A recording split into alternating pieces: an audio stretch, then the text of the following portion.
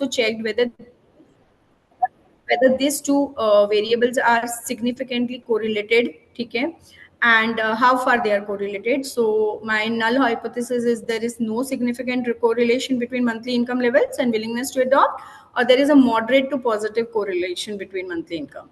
So when I actually took the collected the data and actually did the chi-square analysis test, I actually grouped my whole data as you all can see in the table with respect to monthly income group, and then yes, no, or undecided categories.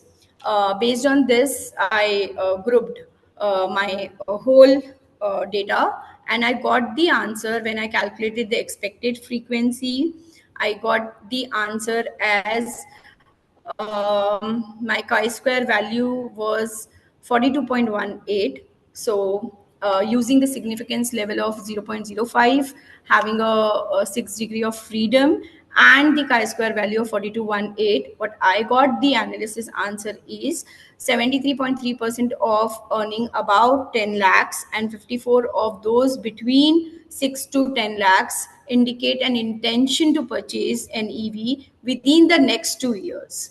Okay, in contrast, only 19.2 of the respondents from the low income group express similar intent.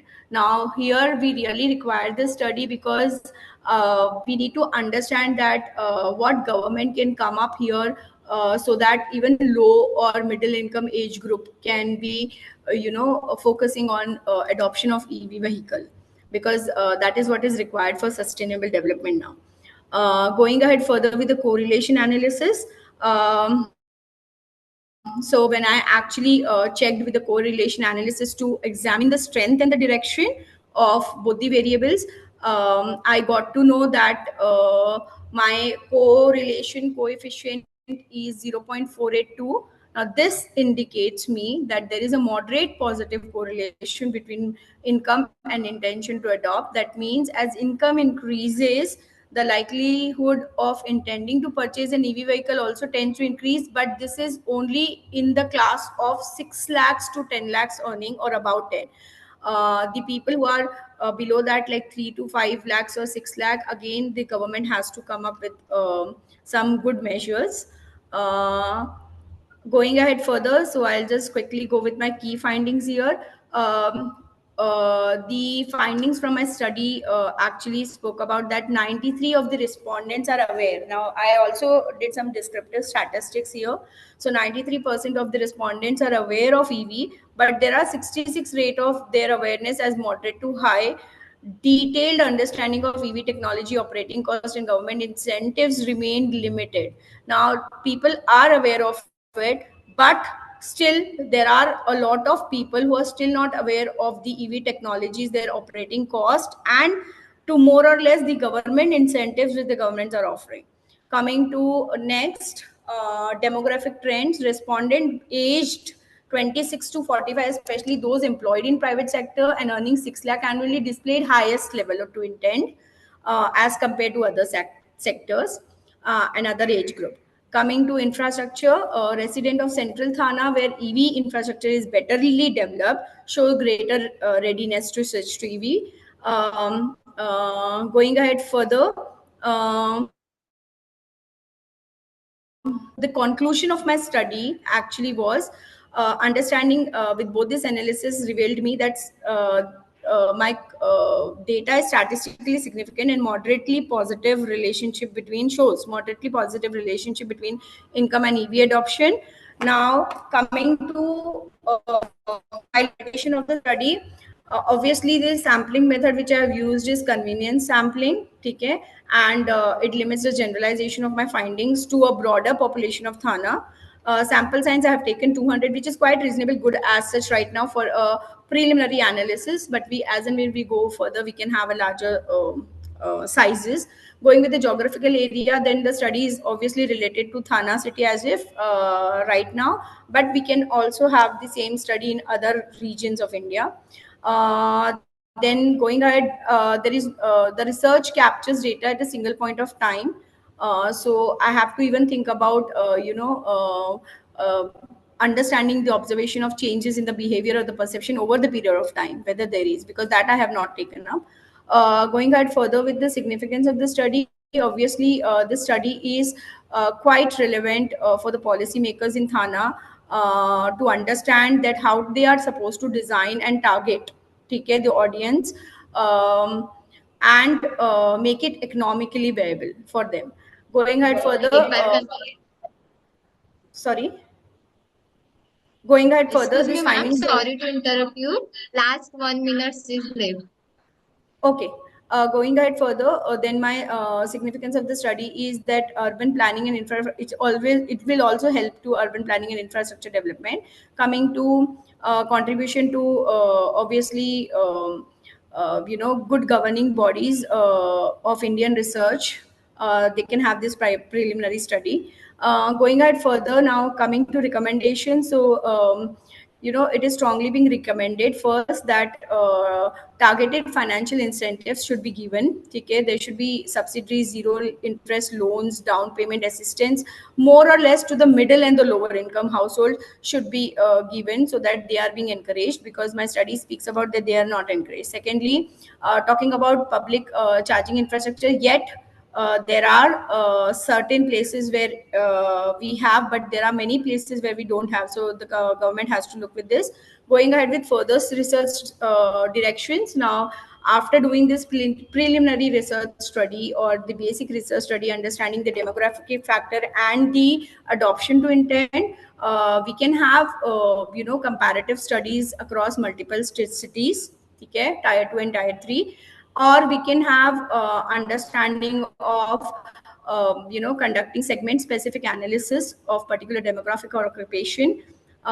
So together, this all will help, directions can significantly enrich the existing body of knowledge and support the development of more effective and inclusive adoption strategies. So to this, I'll just conclude here. Fine. The study investigated the factors influencing EV adoption in the Thana study. The transition to electrical mobility in Thane is not solely a matter of awareness or technology, but closely tied to the socioeconomic realities of its resident. Bridging the gap between intent and action requires inclusive policy and targeted interventions. So this is what was my paper all about, and these are some references from which I have taken the overview of the previous research studies. Um, Thank you very much, everyone, for listening to my research paper. And can I stop sharing the screen right now? Yes, ma'am, you can. Yeah. So I am ready for any of the questions.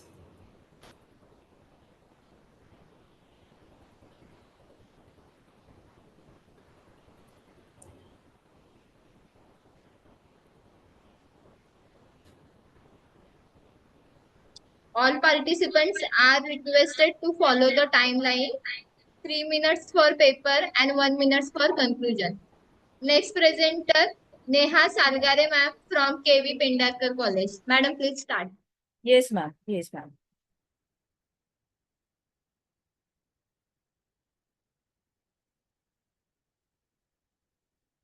Just a minute. Huh?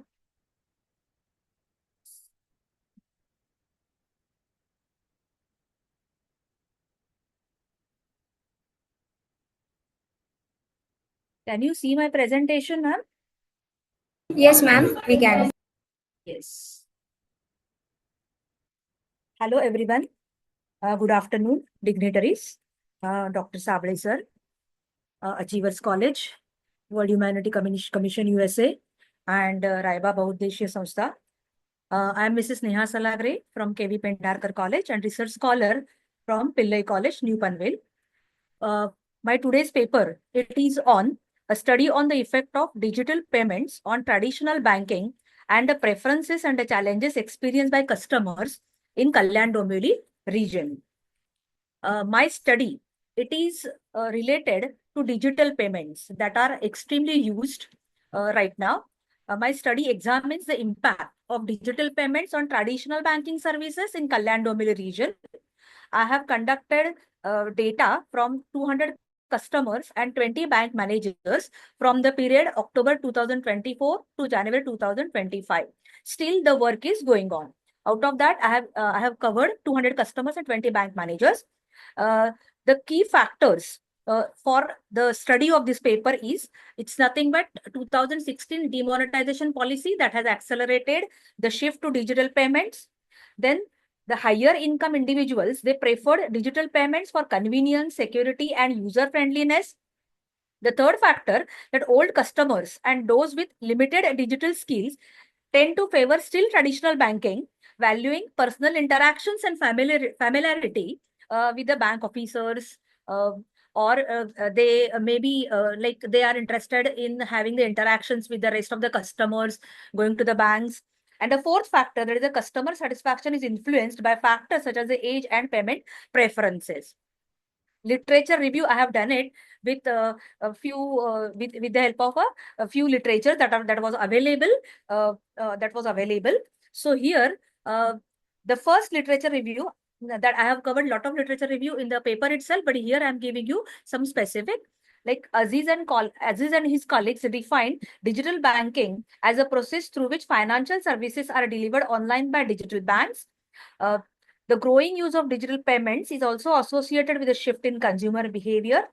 Uh, Sharma and Singh, they observed that consumers are increasingly opting for digital self-service options, with convenience and time efficiency being major driving factors. Objectives for my paper, that is, number one, to examine customer preferences for digital payment methods versus traditional banking services. Second objective is to evaluate customer satisfaction level with digital payment solutions.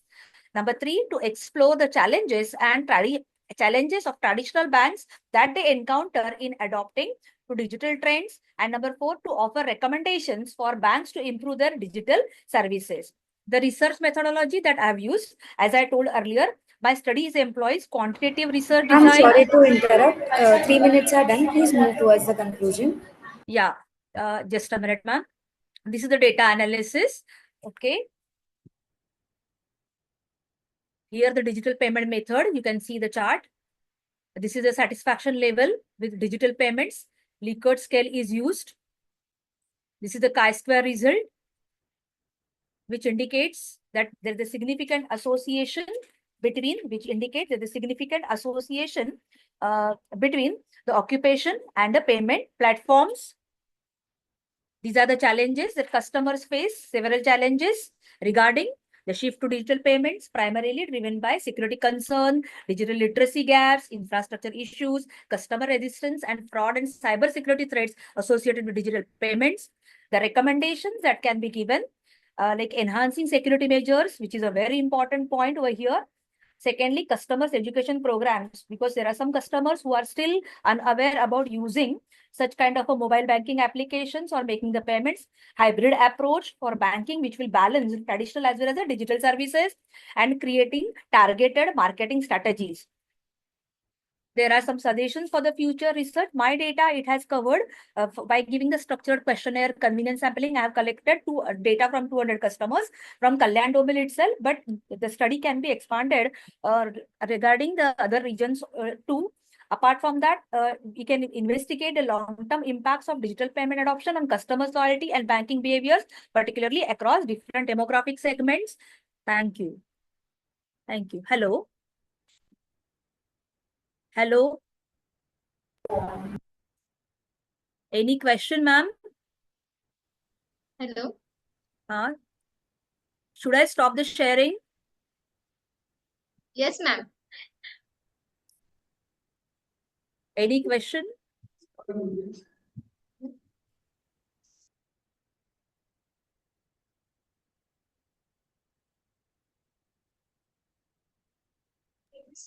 Next presenter, Sri Gurpati from Amity University, Mumbai.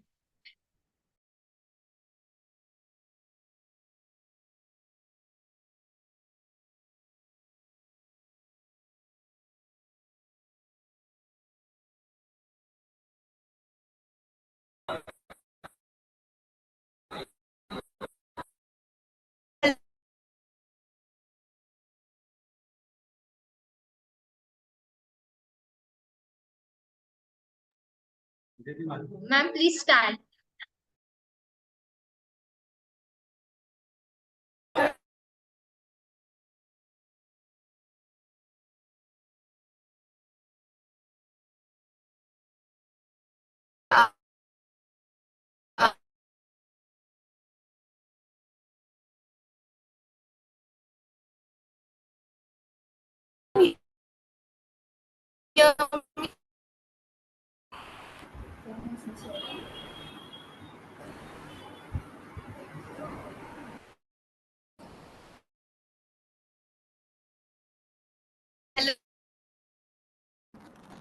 Voice is not audible, ma'am.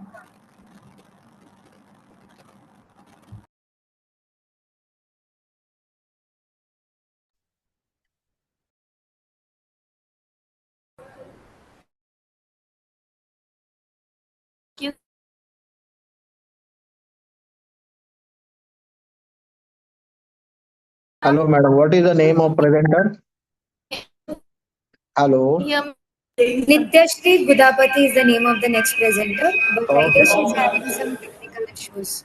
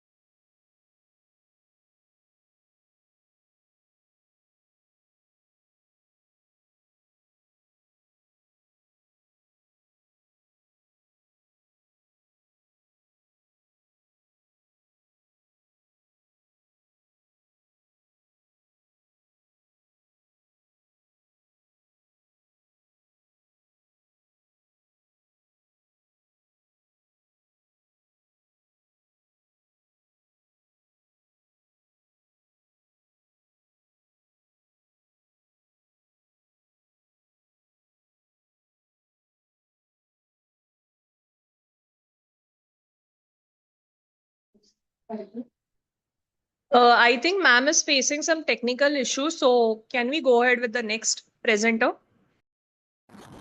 Yes, ma'am. Next presenter, Manimekli Iyer from Nanganga Education Trust.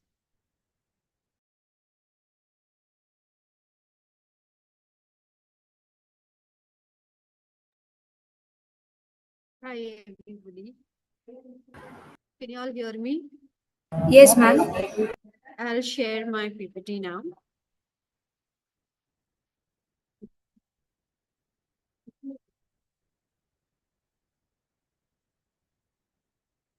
Can you all see my PPT? Yes, ma'am. Okay, thank you then. I'll start my presentation. Just give me a moment. I'm not able to run through this.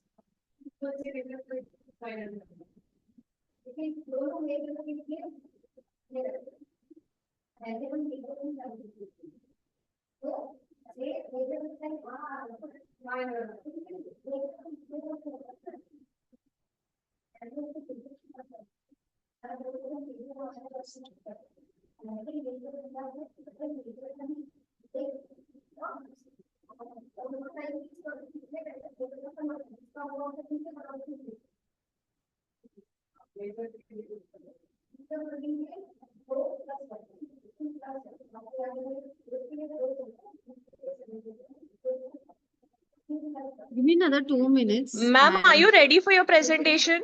I was actually, but the screen sharing isn't happening correctly. Give me another 1 minute. You can go to another presenter till that time. Thank you. I'm so sorry about it.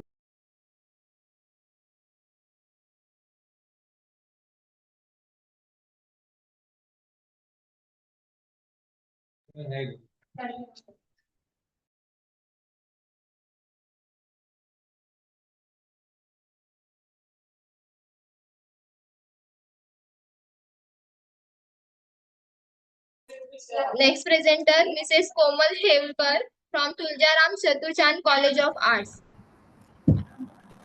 Hi, yes, ma'am.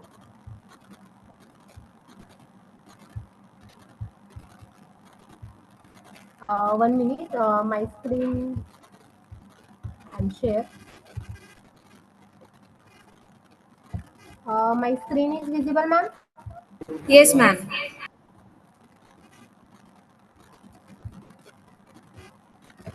So good afternoon, everyone. We are presenting on transforming in technology and digital area. I am Komal Theurkar and my colleague Josna Gharge uh, from Tulzaram Chatushan College, Baramati, and I am co-author, and my colleague Josna Gharge also co-author of this paper. And this paper is prepared by Dr. Upendra Chaudhary sir from same college. So let's take an abstract of this paper. Technology has changed in how we live and work. In this research, we study how technology changing communication, healthcare, education, and business. We also discuss new technology like AI, blockchain, and IoT, and the opportunity and challenges we also explore.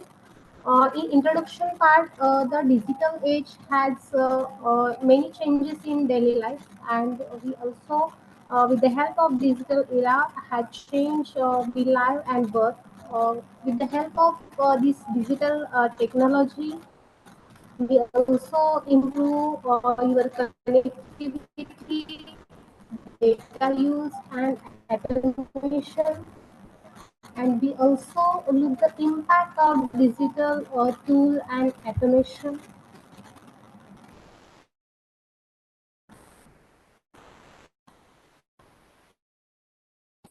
Next we see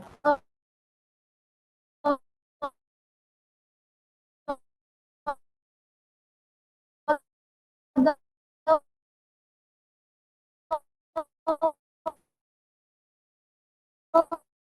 introduction to technology advancement in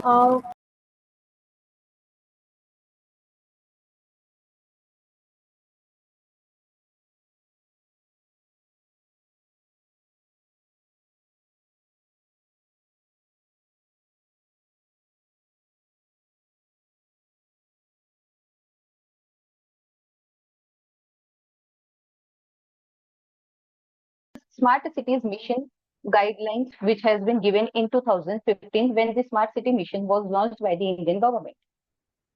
Going back through urban brilliance in the Indus Valley civilization, so we all are aware that Indus Valley civilization was a brilliantly structured civilization through Harappa, Mohenjo-daro, Dholavira are the sites where we have found straight roads cutting each other at right angles and covered drainage soak pit, which shows us that that civilization was very ahead of its time. Functional zones, the city was divided into citadels, that is upper town and lower town for the ruling person who will be sitting in the upper town and the normal people who will be residing in the lower town. Then Dholavira represents excellent water reservoirs as well as step wells. Then coming to the second phase of urbanization in ancient India, that is during the Mauryan period when from Magad who were ruling Patliputra is one such city, and that city planning has been demonstrated in Arthashastra by Kautilya, who is well known as Chanakya. He says that concentrating walls, zoning by occupation, placement of market, roads, and hierarchy. Cities like Patliputra demonstrate that how beautifully that city was located in natural topography, and it emphasizes on defense, resource allocations, and efficient governance. Then coming to the medieval and colonial shift, so during the medieval era also, the empires like Vijayanagar Empire and Mughal cities through shows us that how grand religious buildings were built, water systems were built, and when Britishers came to India, they concentrated their hub into the Bombay, Kolkata, and Madras region, where they racial zoning were created. And then if we talk about Delhi, so Delhi was built or restructured by lieutenants where wide avenues, road mount, and imperial cemetery was been given. If we talk about post-independence, so in post-independence, Chandigarh is such a city with which has been properly developed in a planned way.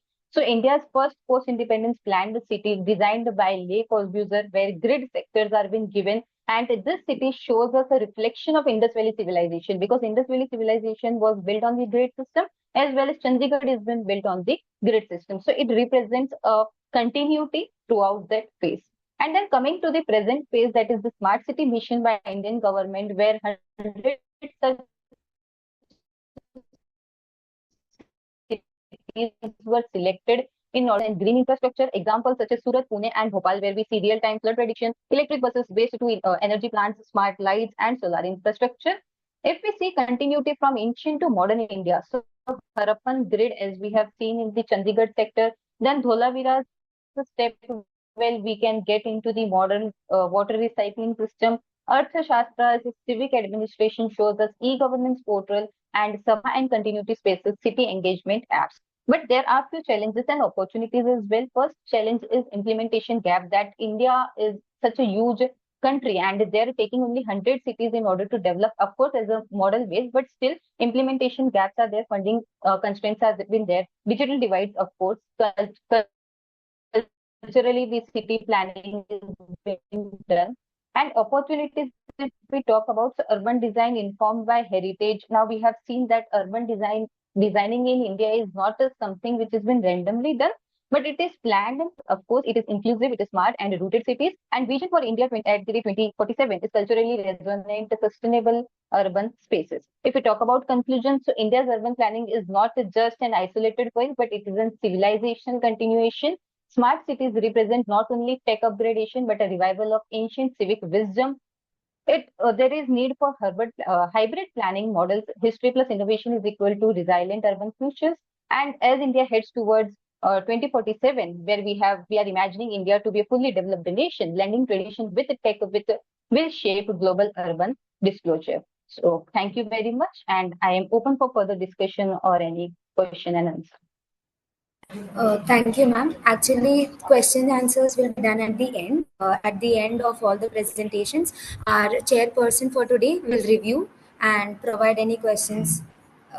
So whatever question answers are will be done at the end. Requesting all the presenters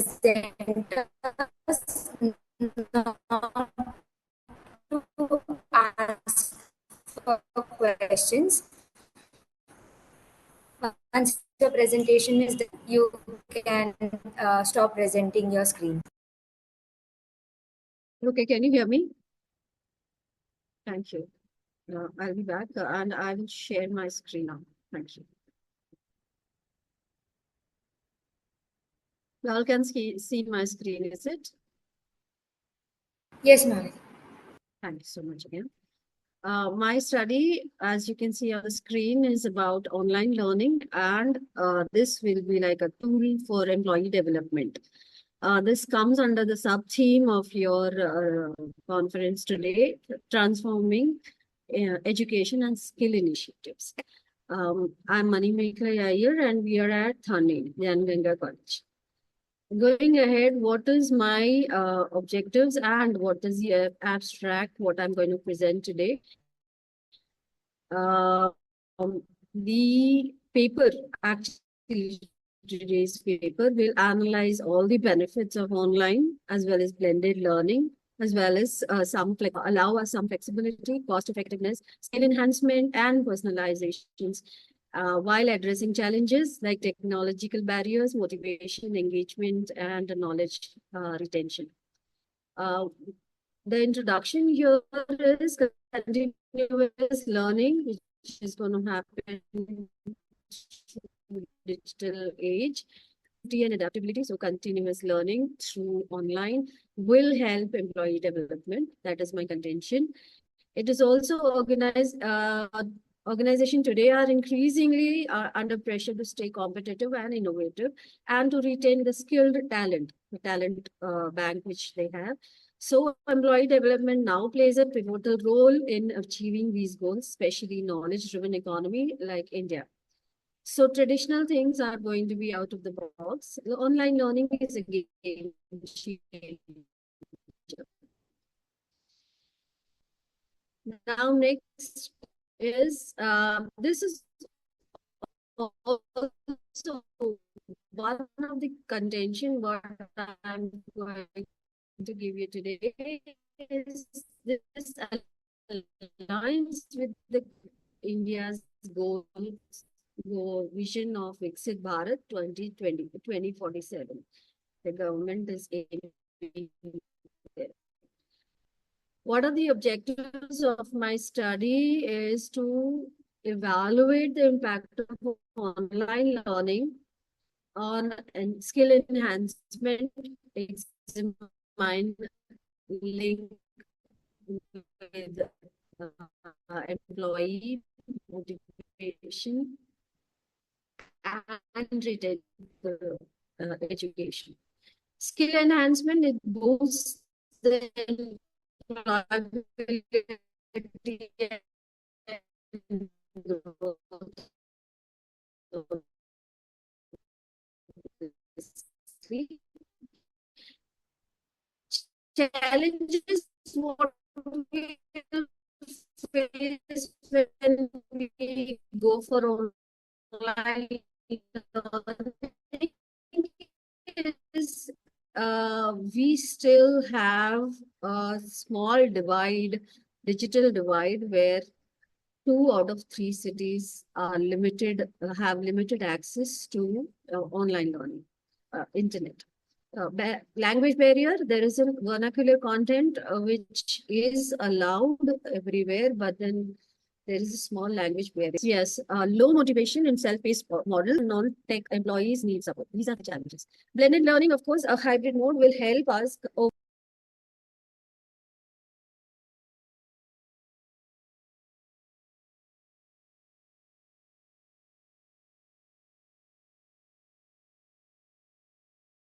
in regional language.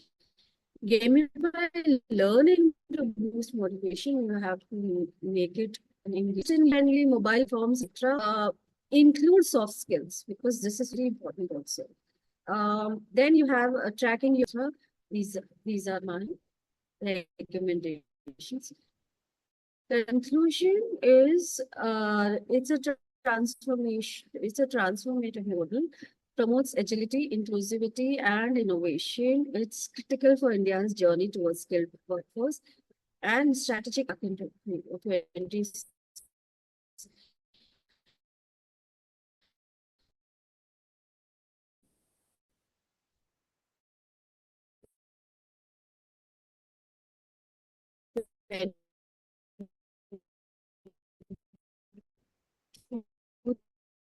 Thousands.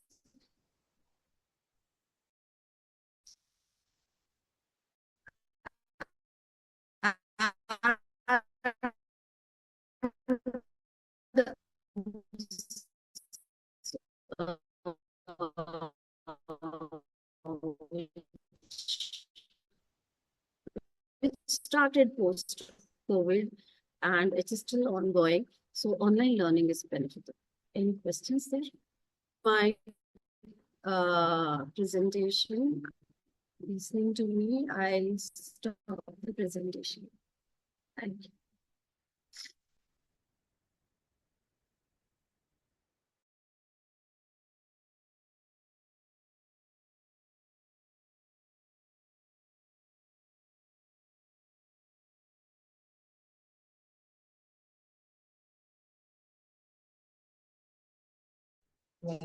Next presenters.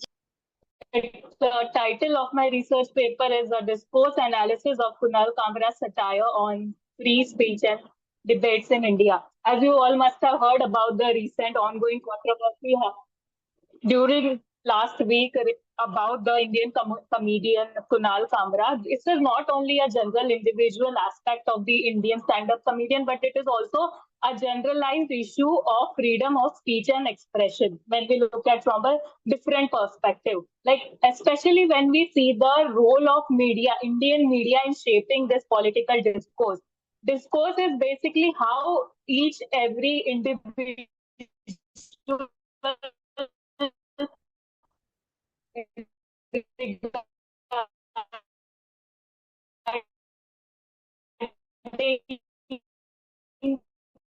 the political, social, and economic, how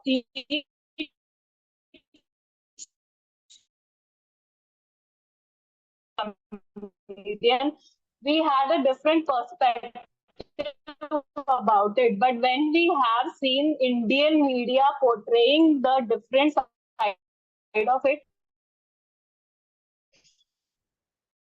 as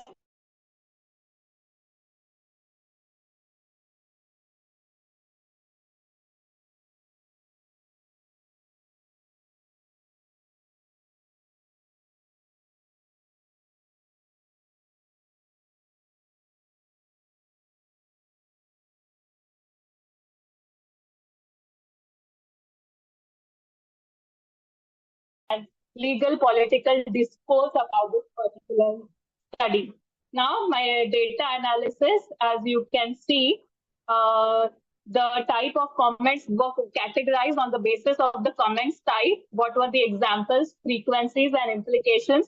There were some comments found to be very supportive about the satire that has Kunal Kamra published and broadcasted on YouTube.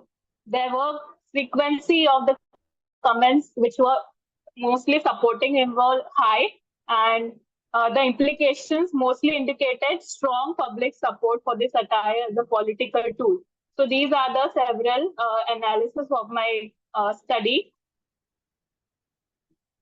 So in conclusion, I would like to end here and state that the Indian media, especially when we talk about the social media or digital media, have played a critical and important role in shaping the public discourse in today's times. So when we talk about the conference things that how the past Indian media has evolved and how it is important now that the platforms like YouTube also are offering comedians and all other Indians, especially all other people who want to raise their opinion and to form a space on the social media platforms so that they can raise their public sentiments and even raise their opinions regarding any other content or any other particular controversies that's happening in the country. And together we stand to protect our creative freedoms, not only creative freedoms, but every several aspects of society.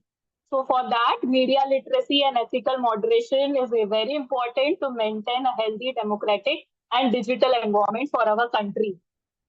So thank you so much.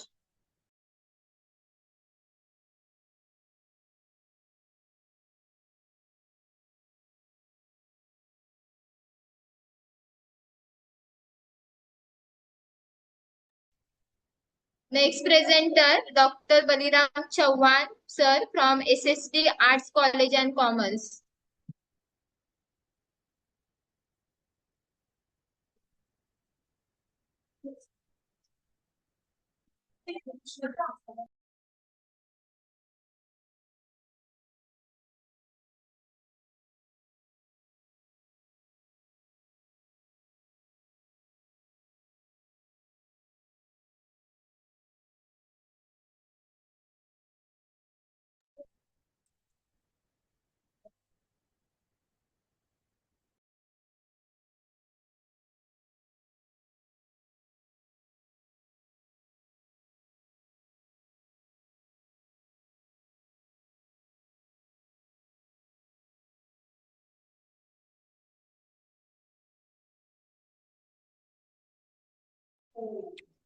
Call for Dr. Baliram Chauhan, sir, from SSD Arts College and Commerce.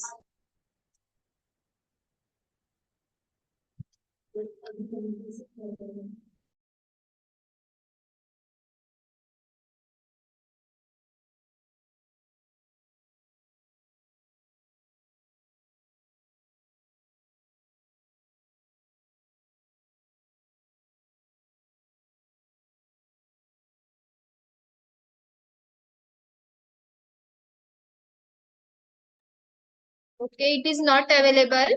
Next presenter, Bhagyashri Kulkarni madam from B.Ed College, Nashik.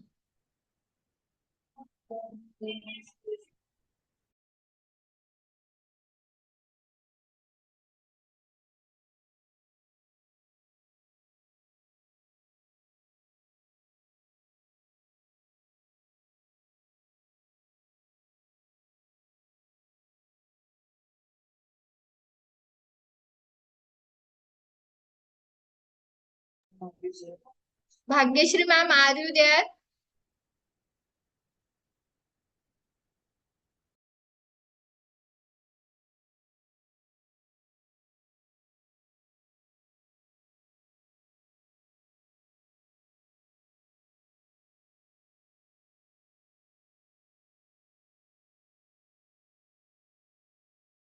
Okay, next presenter, Gaurav Gangurde from MUP Samaj KPG Arts, Commerce and Science College.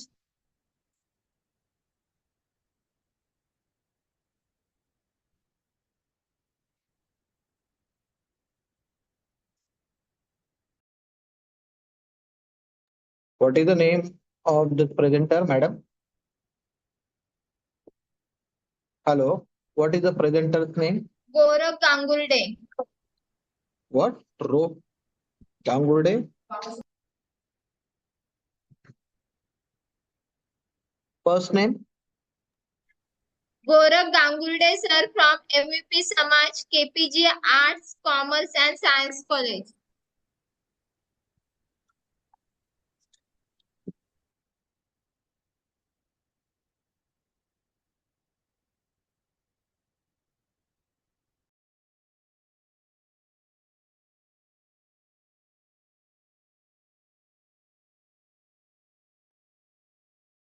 Next presenter, Mr. Ashish Wasave.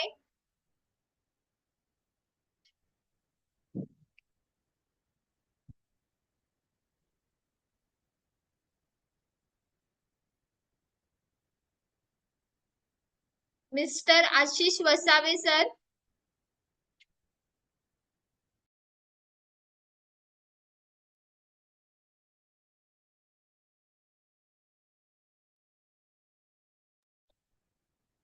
Next presenter, Mrs. Josna Gharge ma'am from Tuljaram Chaturchand College of Arts.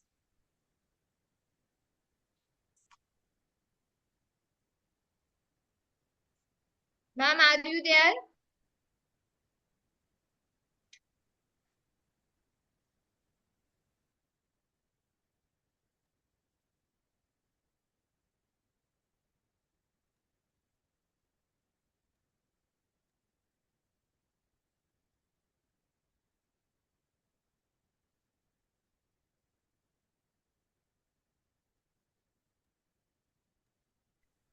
Is there anyone present the paper?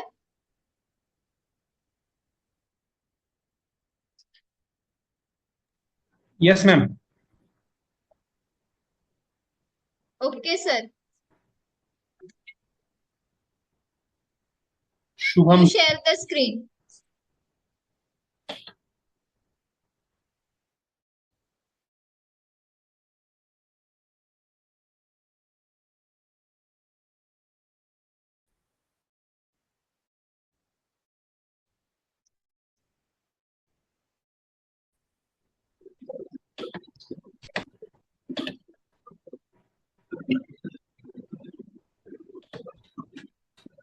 Hello.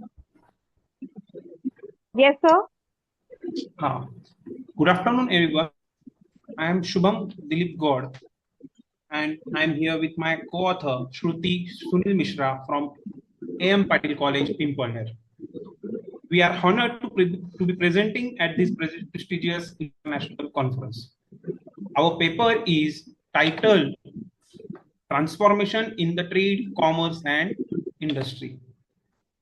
In today's rapidly evolving global economy, transformation is not just a trend, but it is a necessity for us. Our research focuses on the understanding and streamlining the process of transformation across the vital sectors. The objectives of our study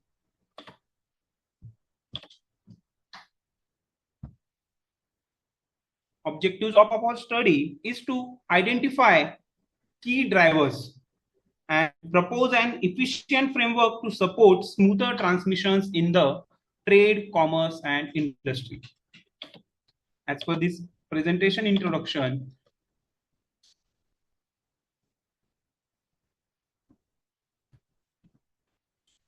trade, commerce, and industry form the backbone of the economic development. Historically, these sectors have undergone numerous phases of the evolution from barter systems and early mercantilism to industrial revolutions and modern digital economies.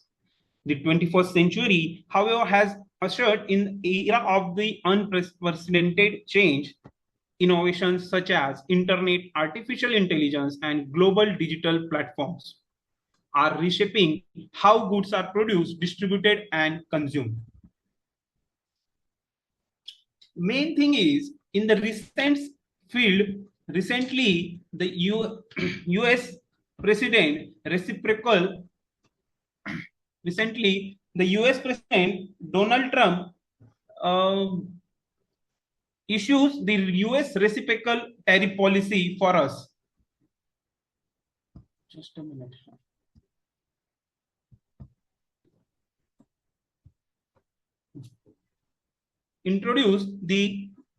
Has sought to rectify perceived trade imbalances by imposing tariff on the countries with higher trade barriers than the US. This policy aims to establish a more balanced trading environment, but has sparked debates regarding its global economic implications. This paper explores the nature and impact of these transformations and what it signifies for the future. Our aim of this study, the primary aim of this study is to critically analyze the multifaceted transformation in the trade, commerce, and industry in both historical and contemporary context.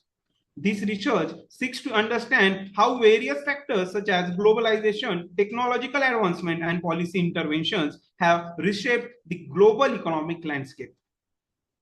By examining these changes, the study aims to offer insights into the evolving nature of the economic systems and the challenges and opportunities that arise from such transformations.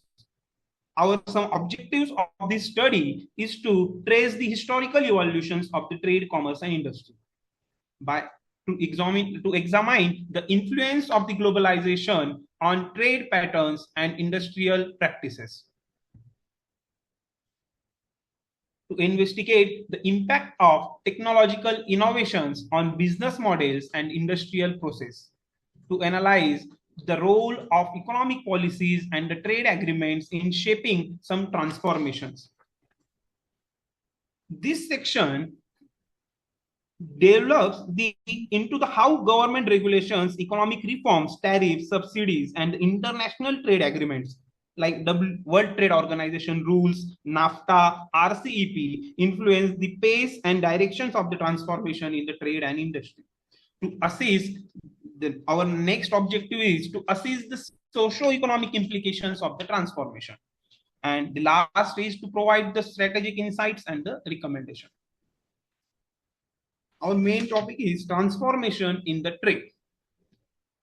Firstly, in the globalization, global trade has expanded rapidly since the late 20th century due to the liberalized policies, international trade agreements, and the advancement in transport communications.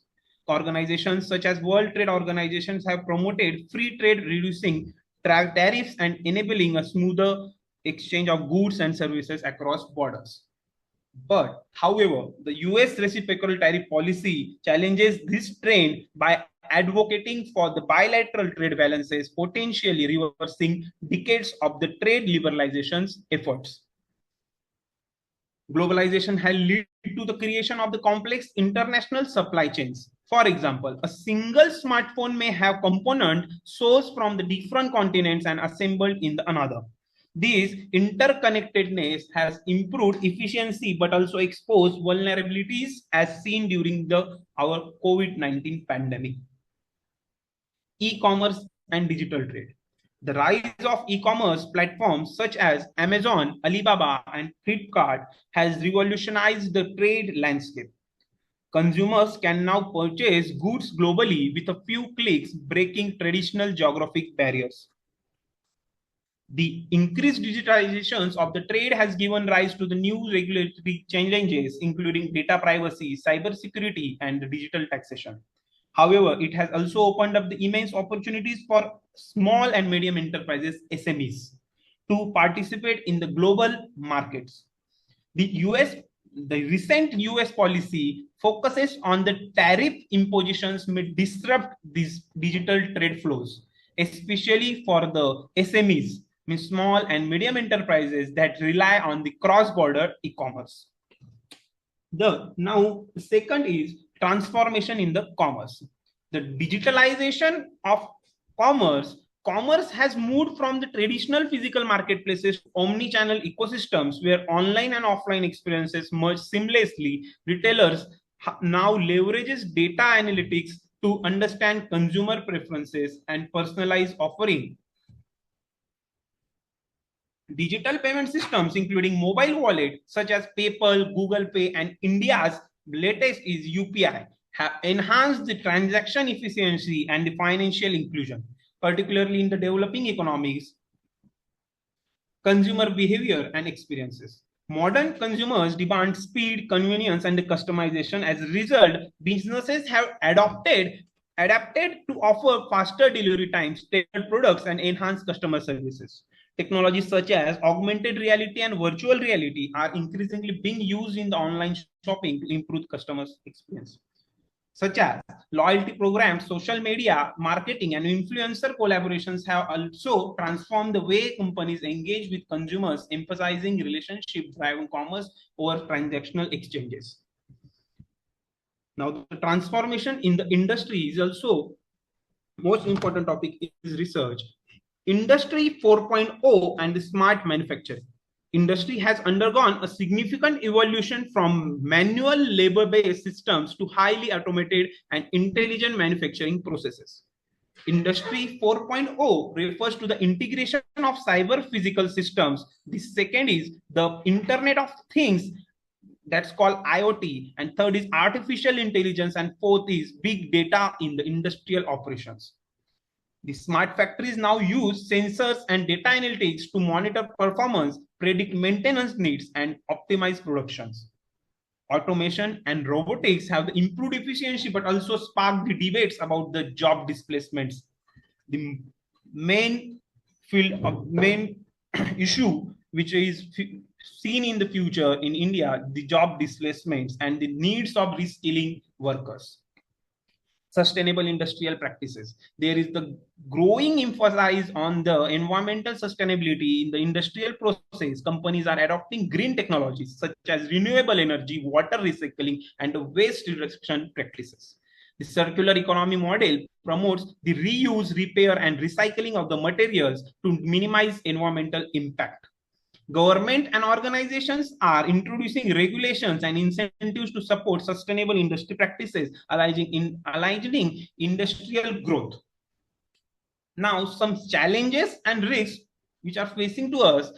First is digital divide. Many regions still lack adequate internet infrastructure, preventing equal access to the digital trade and commerce opportunities. Second is job displacement. The main challenges to us is automation and AI are replacing the certain job roles, leading to the concerns about unemployment and the income inequality.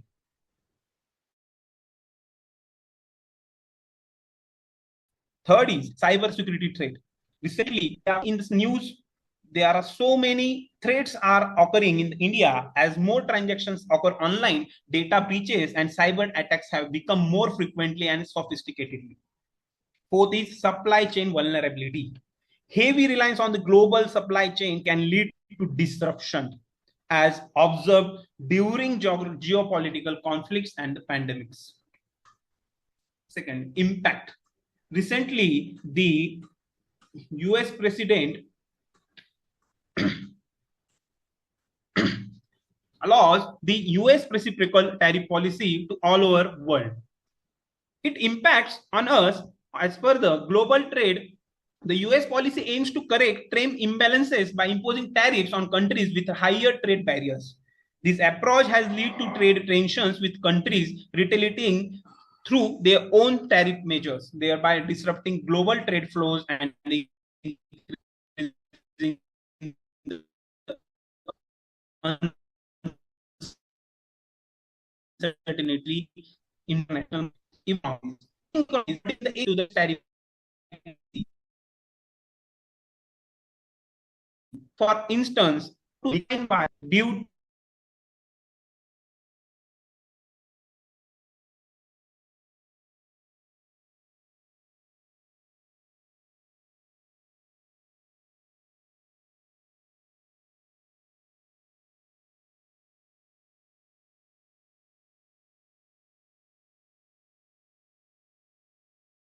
trade, commerce, and industries are undergoing rapid and significant transformations due to globalization. What need of study? To understand the economic structural changes, to inform policy and governance, and to support business innovations and competitive, to evaluate the impact of technology, to navigate global uncertainties, and to promote sustainable and inclusive growth. Future trends. So there are some future trends. We are looking resilient and localized supply chains will emerge to respond to global uncertainties, promoting regional productions and trade. Artificial intelligence, marketing and productions. Mainly, blockchain technologies will improve the transparency.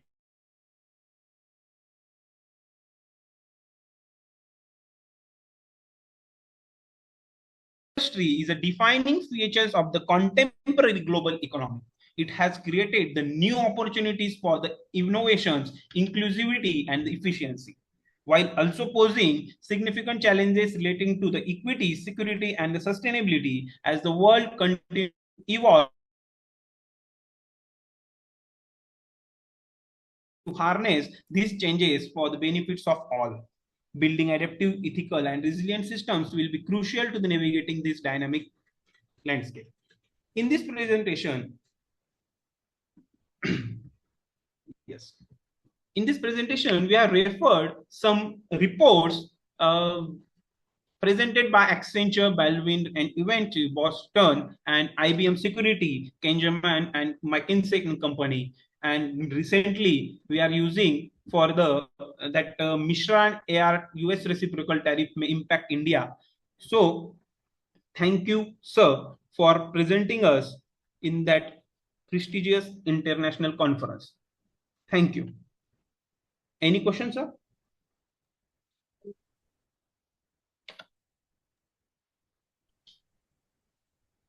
Thank you, Shubham sir. Is there anybody for presenting paper?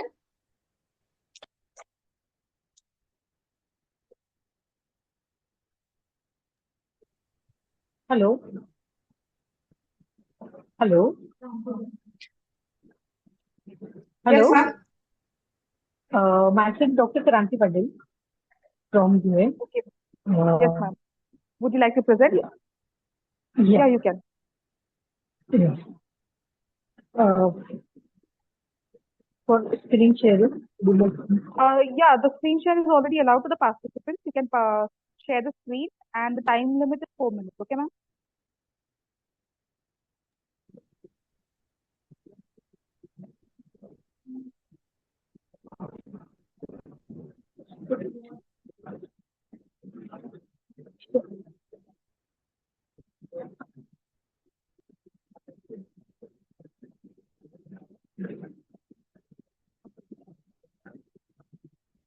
You can start, ma'am. Yes, ma'am. Yes. Yes,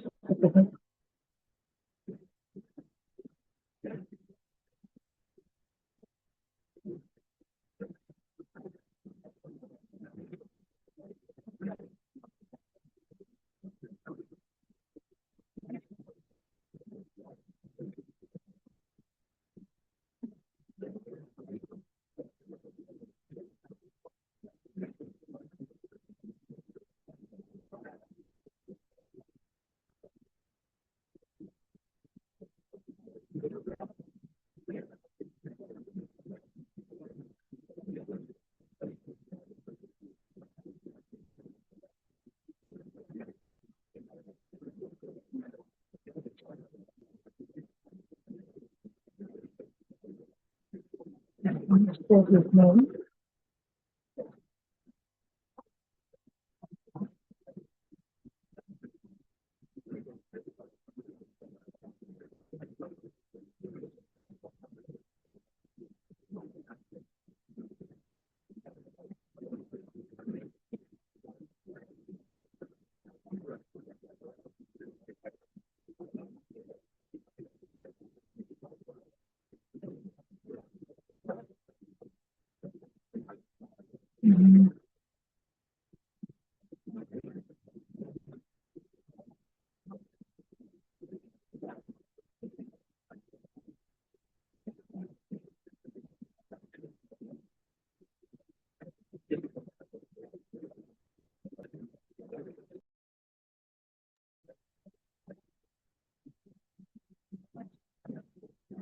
Hello, ma'am, I can share my screen actually.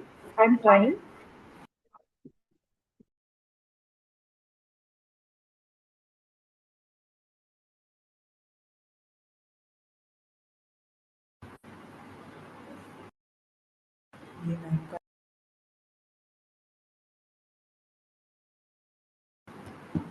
Ma'am, are you able to share the screen?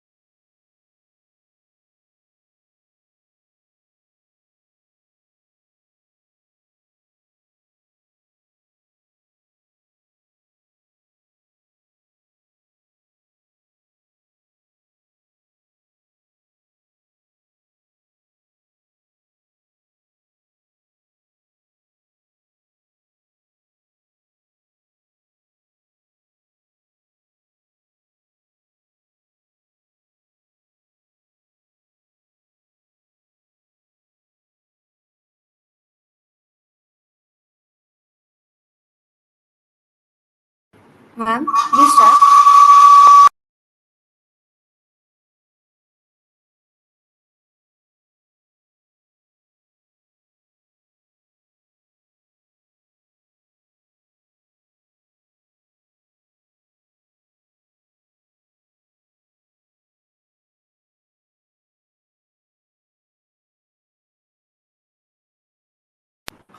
Pranti ma'am, you are on mute. We can see your screen, but please proceed.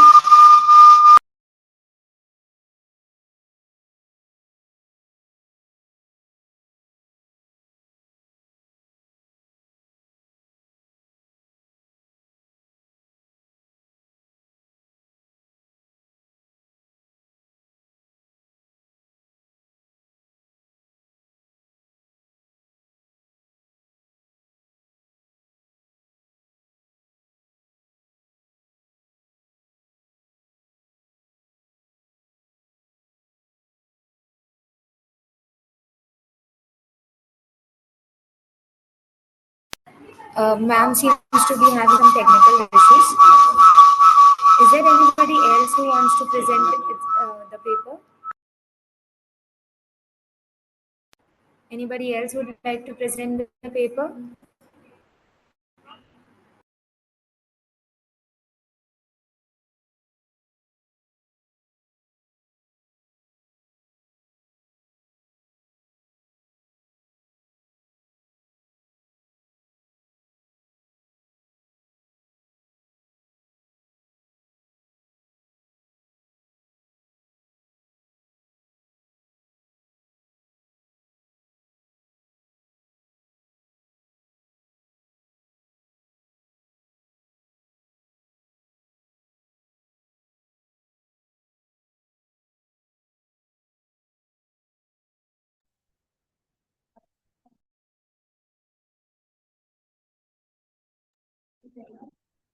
I hope there is no one else presenting.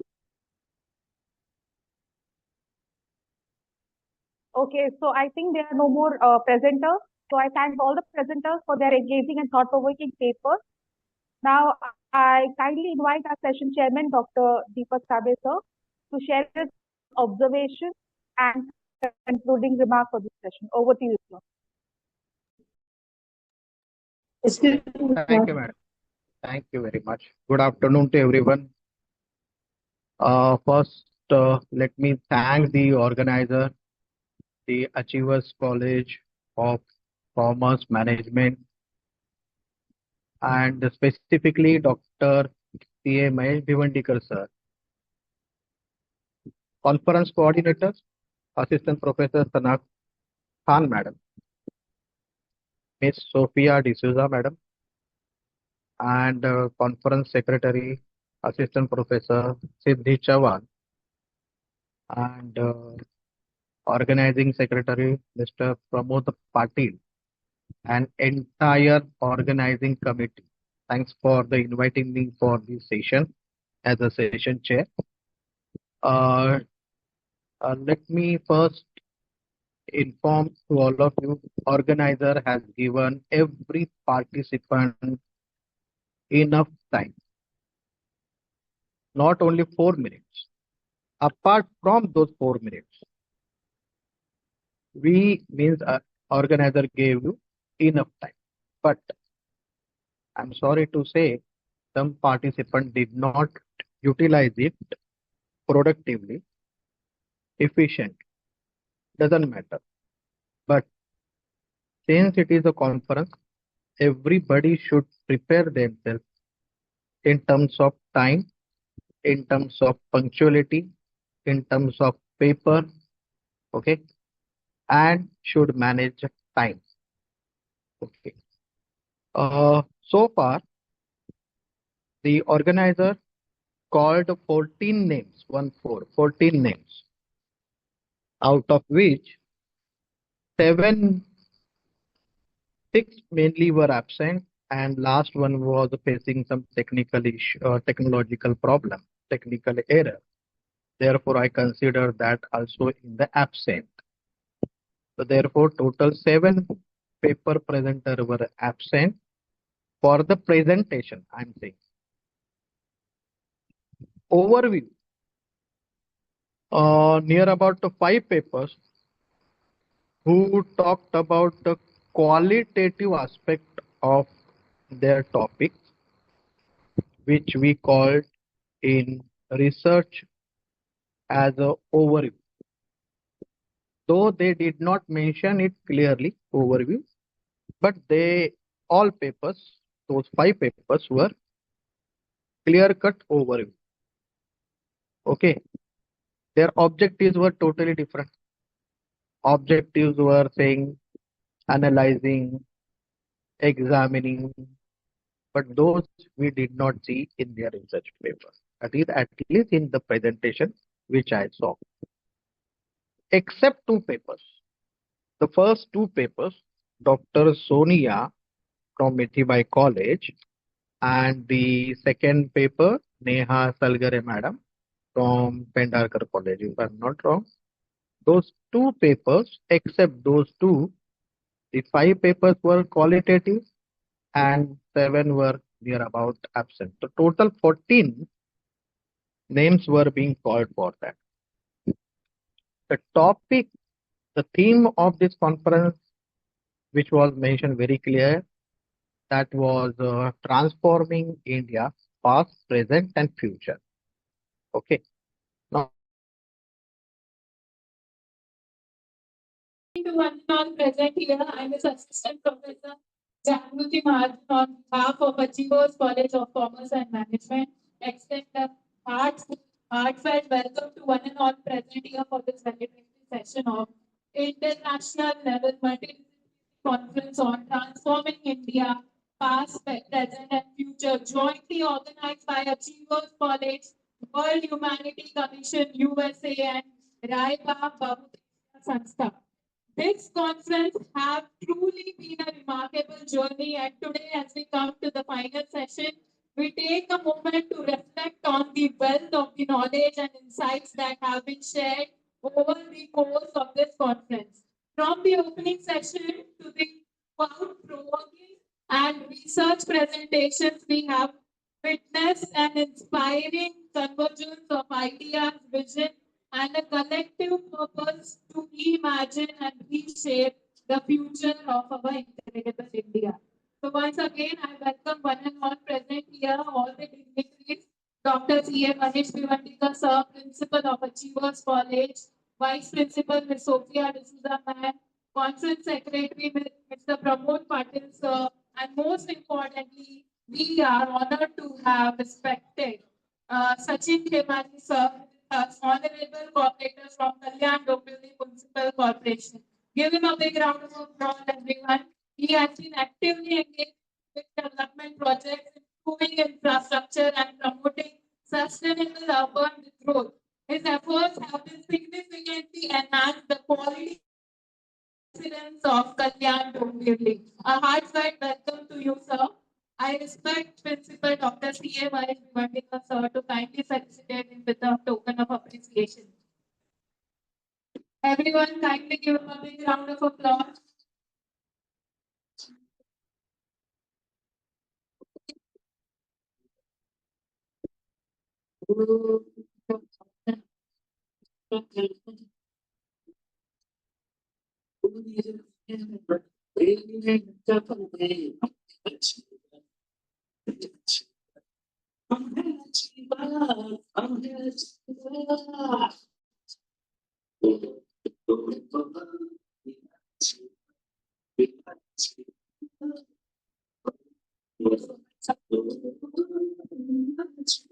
I welcome our next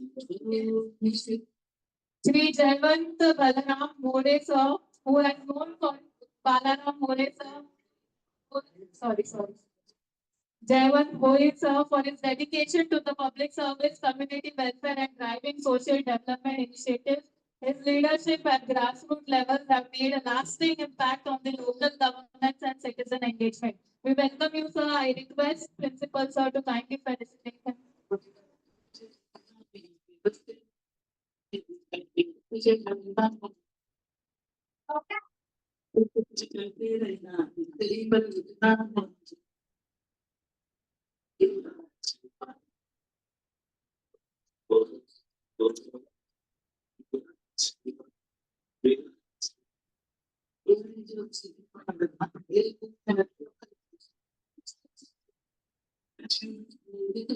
In our honor of inviting and felicitating our next guest, Deepak Seth Lokhande, sir, for your efforts in organizing and advocating for transport sector improvements and your contribution towards community welfare have been truly remarkable.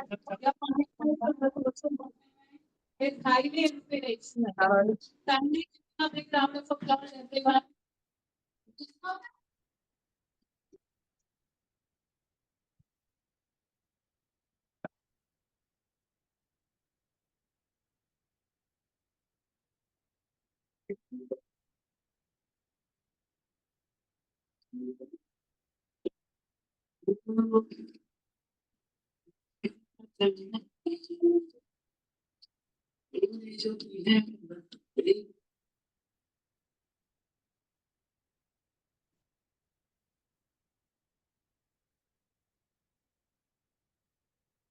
I now invite our principal, sir, to kindly share his words of wisdom with us regarding the conference. नमस्कार सगळ्यांना. आज आपल्या या श्री नाटराज माऊली शिक्षण सेवा मंडळ संचलित achievers महाविद्यालयामध्ये आज एक इंटरनॅशनल लेवलची कॉन्फरन्स चर्चासत्र आपण आयोजित केलेलं आहे आणि त्याचा विषय आहे transforming India past present and future. आपले माननीय पंतप्रधान नरेंद्रभाई मोदी यांचं जे स्वप्न आहे की 2047 साली भारताला जगातील सुपर पॉवर बनवायचं, म्हणजे आपण आझादीला जेव्हा 100 वर्ष पूर्ण करत असू तेव्हा will be on the top of the world. म्हणजे आपल्याला भारताची इकॉनॉमी एवढं जलद गतीने प्रोग्रेस करते आहे, जलद गतीने त्याचा विस्तार होतोय की आपण जगावर राज्य करणार असं कुठेतरी स्वप्न घेऊन ते पुढे चाललेले आहे.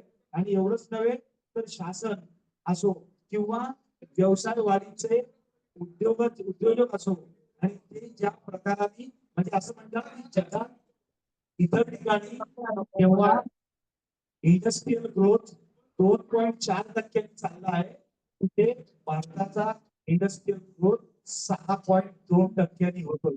म्हणजे इतके आपण वेगाने प्रगती करत चाललोय. आणि त्याच्यासाठी महत्वाचं काय आहे दादा, आपल्या तरुणांना उच्च प्रतीचं शिक्षण देणे आणि त्यांना जागतिक स्तरावर कसं मानांकन मिळवता येईल, त्यांना कसं नोकरीच्या लायकीचं बनवता येईल, त्यांना उद्योगधंद्याच्या लायकीचं कसं बनवता येईल याच्यावर आपण विचार केला पाहिजे. आणि त्याच्यासाठी शिक्षण क्षेत्रावर खूप मोठी जबाबदारी आहे, शिक्षकांवर मोठी जबाबदारी आहे.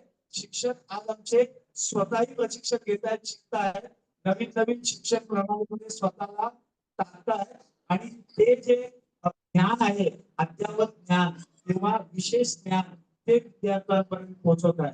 आता विद्यार्थी कॉम्प्युटर आणि मोबाईलच्या सहाय्याने खूप म्हणजे आपल्यापेक्षा त्याला नॉलेज जास्त आहे का असं कधी कधी वाटायला लागतं, परंतु शिक्षक जो अनुभवी असतो, जो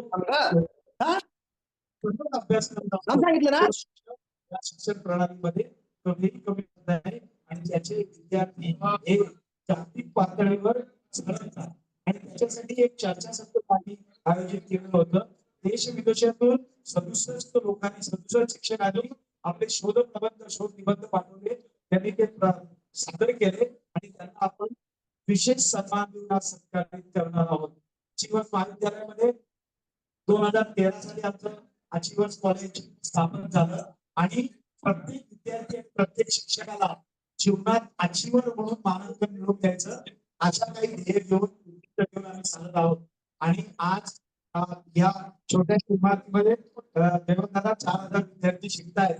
168 लोकांचा शिक्षक शिक्षकेतर कर्मचाऱ्यांचा आमचा ताबा आहे. तो विद्यार्थ्यांच्या सतत प्रगतीकडे लक्ष देत असतो. त्यांची ध्येय उद्दिष्ट त्यांना कुठे पोहोचायचंय त्याच्यासाठी आपण सारखे प्रयत्न करत असतो. विशेष सांगायचं म्हणजे आमचं एकमेव महाविद्यालय ठाणे जिल्ह्यात आहे जी उद्योग धंद्यामध्ये आपण त्यांना डिग्री देतो. म्हणजे लोक कॉमर्स शिकतात, आर्ट शिकतात, सायन्स शिकतात. आपण सचिनजी त्यांना बिझनेस आणि मॅनेजर आणि एंटरप्रेन्योरशिप अशी डिग्री देतो. Bachelor of management and entrepreneurship. याच्यात सगळे विषय धंद्याला जे उपयुक्त असते हे विषय शिकवतात. कधी कधी मुलांना असं वाटतं की मी भूगोल कशाला शिकायचा, इतिहास कशाला शिकायचा, परंतु अद्ययावत शिक्षणामध्ये आपण उद्योग धंद्यासाठी जे खत लागतं मेंदूला ते आपण पुरवायचा प्रयत्न करतो आणि उद्योजक बनवायचा प्रयत्न करतो. आपल्याकडे राष्ट्रीय पातळीवरच बिझनेस एज्युकेशन सेंटर आहे. विद्यार्थ्यांकडे जर काही नाविन्यपूर्ण कल्पना असेल तर त्याचं आपण बिझनेस प्लॅन मध्ये रूपांतर करतो, सरकारी प्रणालीला सबमिट करतो आणि दोन विद्यार्थ्यांना 15 लाख रुपयाचं ग्रँट आमच्याकडे आलेलं आहे आणि त्यातून विद्यार्थी आपलं उद्योग आणि देशाला पुढे न्यायचं काम करतात. जास्त काही बोलत नाही. आज आपल्याकडे सचिन खेमाजी आलेले आहेत, जयवंतदादा भोईर आलेले आहेत. जयवंतदादा भोईरांचं खूप मोठं काम आहे बरं का. आधारवाडी क्षेत्रात किंवा कल्याण क्षेत्रात कुठेही असो, म्युन्सिपालिटीत कुठेही असो, म्हणजे जेव्हा मी पण आपल्या कॉलेजच्या इमारतीसाठी जेव्हा जायचो तेव्हा विचारायचे सर तुमचं काय काम आहे. म्हणजे इतकं प्रेमाने सांगणारे खूप लोक कमी असतात. नंतर दीपकचे लोखंडे असो, सर्वांचं इथे हार्दिक स्वागत करतो आणि सर्व शिक्षकांना शुभेच्छा देतो. शिकत राहा, शिकवत राहा. विद्यार्थ्यांना सक्षम करता करता आपलंही सक्षमीकरण झालं पाहिजे. सर्वांचे अभिनंदन करतो की आज आपण जे इतके वर्ष शिक्षण क्षेत्रात काम करता आहात त्याचं तुम्हाला आज कुठल्या तरी आमची रायबा बहुउद्देशीय संस्था असो, अचिव्हर्स महाविद्यालय असो, वर्ल्ड ह्युमॅनिटी कमिशन USA असो, अमेरिकेचा असो, तिन्हीकडून आपल्याला एक पुरस्कार मिळतोय. तो पुरस्कार ही आपली शैक्षणिक क्षेत्रात केलेल्या मेहनतीची पावती आहे. कुठेतरी कोणीतरी नोंद घेतली आहे एवढं लक्षात ठेवा. पुन्हा एकदा अभिनंदन करतो आणि भविष्यात आपल्याला यश चिंतितो. धन्यवाद.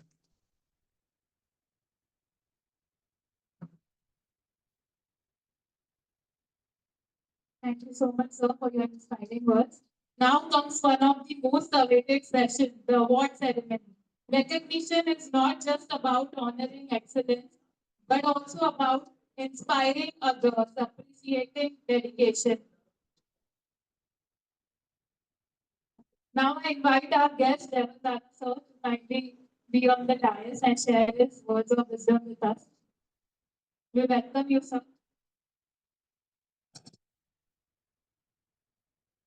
At your college, त्यांची संस्था सर, त्यांची कमिटी, मंचावर आमच्या सगळ्यांनी मित्र नगरसेवक सचिव दीपक लोखंडे,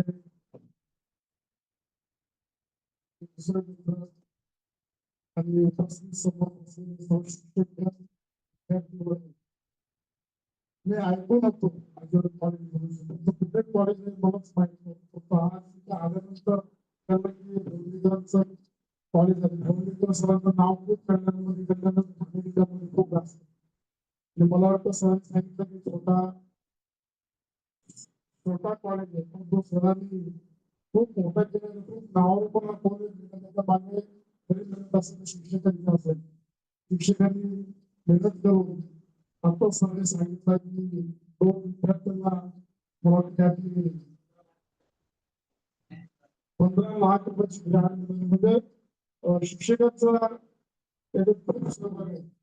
सर असंच प्रमुख शिक्षकाचा वाटत नाही तुमचा आमचा आम्हाला काही काम असेल तर तुमची मदत लागेल तुम्हाला काही काम असेल तर आमची मदत लागेल परंतु मला असं सुद्धा कळलं की हा कॉलेज छोट्या बोलत असतो ना सोळाला काय चालू केला 13ला चालू केला परंतु छोटा वृक्ष जर लावला परंतु तुम्हाला बाहेर मी असं ऐकलं की मोठा वृक्ष होणार आहे असं ऐकलंच म्हणजे मोठा एवढं पाणी काही दिवसात त्यांनी मला चाललंय एखादा कॉलेज साईडला आपण आहे आयलोर आहे तुमचं पाणी सुद्धा होतं नक्कीच आमच्याकडे शुभेच्छा आपण तुम्ही सन्मान केला तर तुम्हाला खूप खूप धन्यवाद देतो इथंच बघतो जय हिंद जय Maharashtra.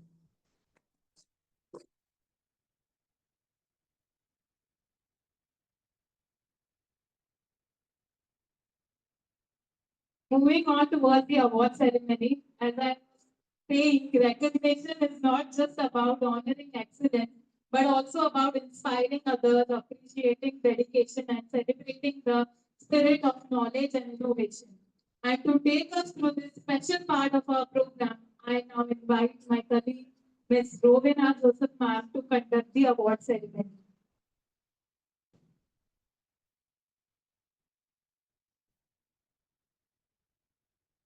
Thank you, Jagruti ma'am.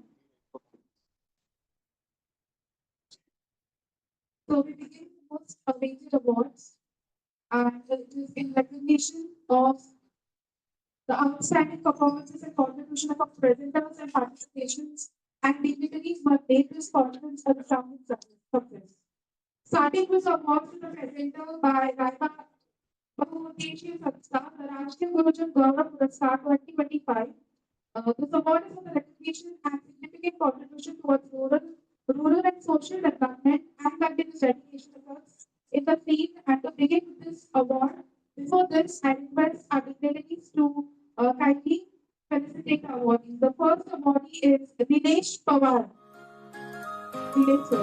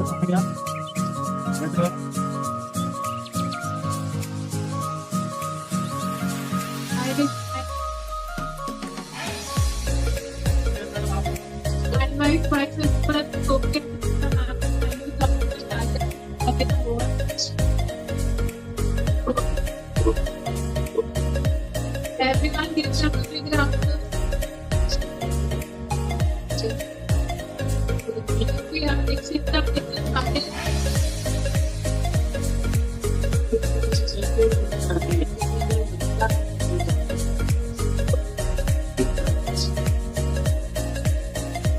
Next, polling participants. Polling participants.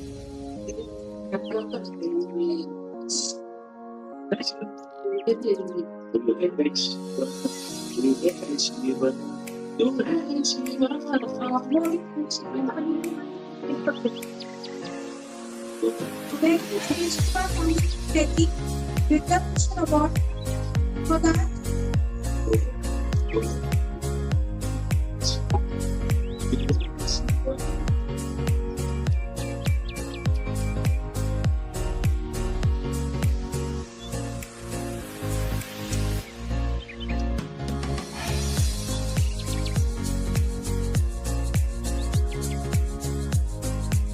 Next award is Deshniwal Foundation New Delhi Vidya Bhushan National Award 2025.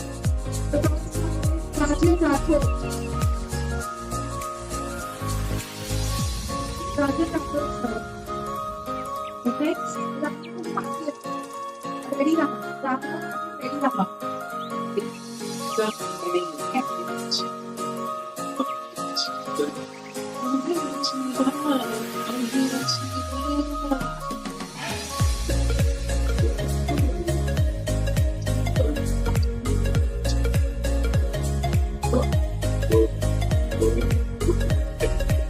Ram Patil.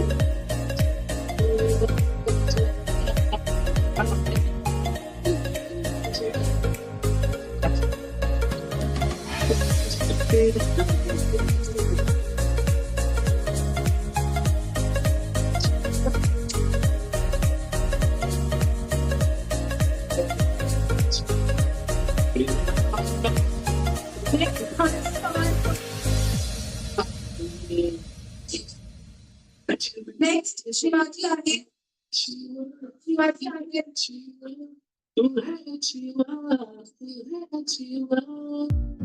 Next, Kamaji Patil.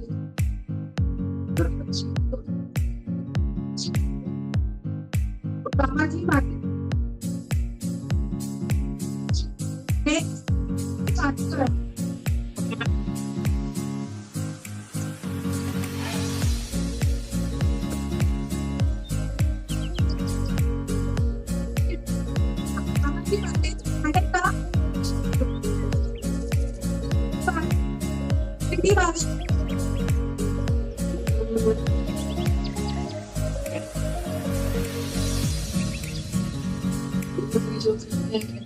Vijay Tandon ready Rama.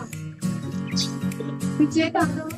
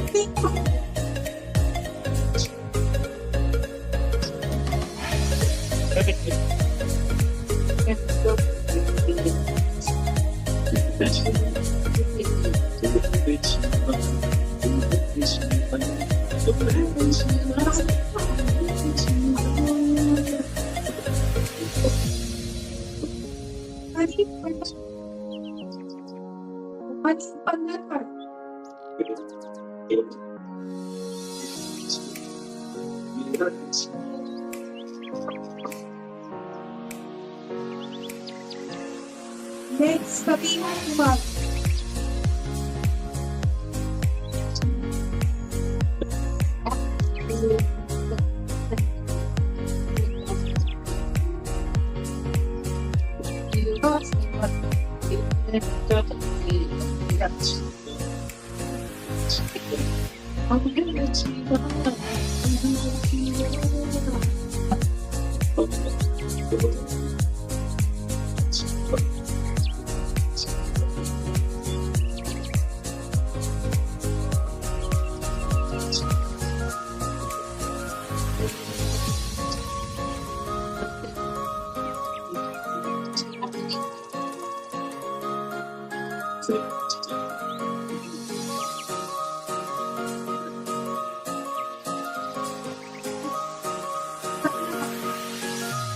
Next, Akhilesh, speak a very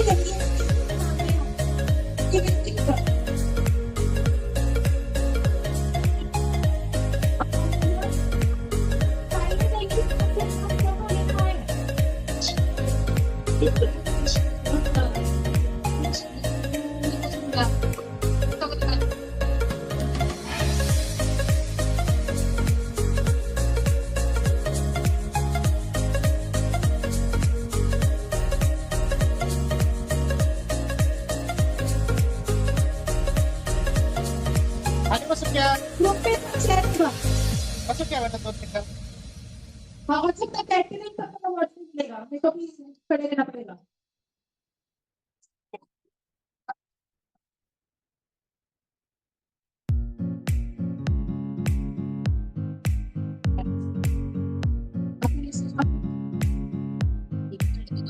hello ma'am.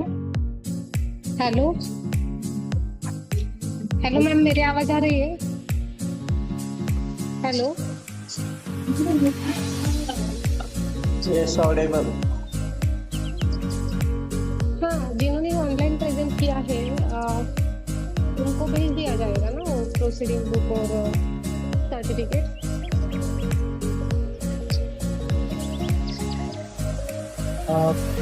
आपल्या सर्वांना सोडवण्याच्या माध्यमातून स्वागत करूया.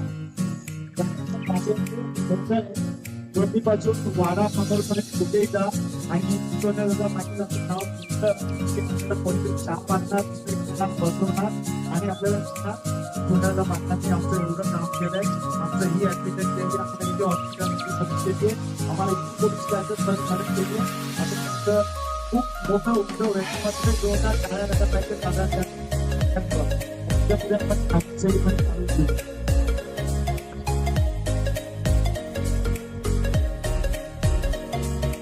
आपली विशेष माहिती आहे.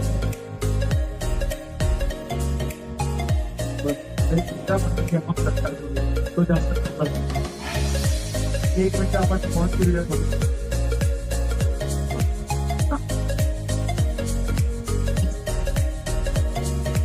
Sir आमच्याकडे आज एक राष्ट्रीय कॉन्फरन्स होती.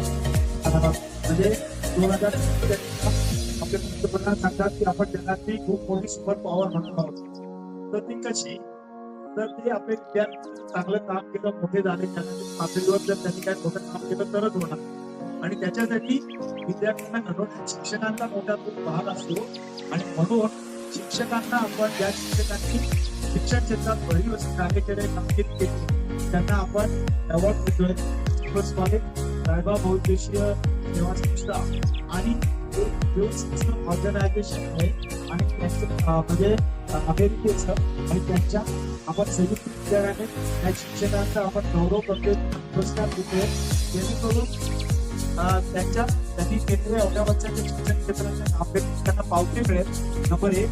आणि एक नवीन उत्साहाने नवीन उमेदीने ते अजून विद्यार्थ्यांच्या प्रगतीसाठी जोरदार काम करतील. त्याच्यासाठी हा सत्कार समारंभ. एखाद्या शिक्षकांना पुरस्कार मिळाल्यावर स्टाफ ग्रुपमध्ये चर्चा होती की याला पुरस्कार का मिळाला, लोक विचार करायला लागतात आणि तो शिक्षक काय चांगलं काम करतोय हे जर इतर शिक्षकांनी जर केलं तर त्या शाळेचं वातावरण बदलतं आणि ते सकारात्मक होतं.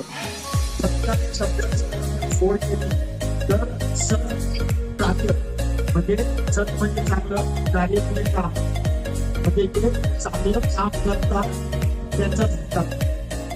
हे सर्व सत्कार आपल्या स्वतःच्या तोटा टाळत पाहिजे. आपण आता कार्यक्रमात पुढे सुरुवात करूया.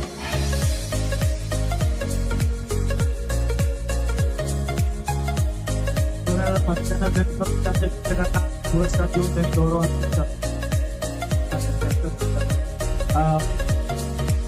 आयोजकांना विनंती करतो की आपण सरांचा सत्कार करूया, सन्मान करूया पुष्पगुच्छ देऊन.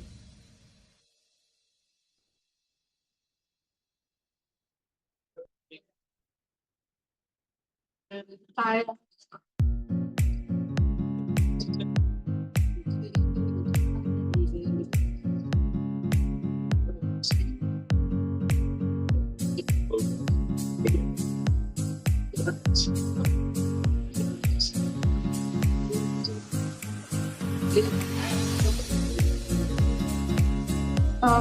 अवार्ड्स का हम लोग कंटिन्यू करते हैं। नेक्स्ट अवार्ड है बशीर बुल्डे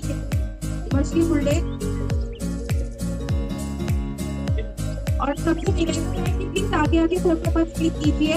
जो भी फोटोज आपको ग्रुप में मिल जाएंगे। तो सर इसको कंफ्यूजन हो रहा है। नेक्स्ट फेमस आगे नेक्स्ट करिए। फेमस आगे सर नेक्स्ट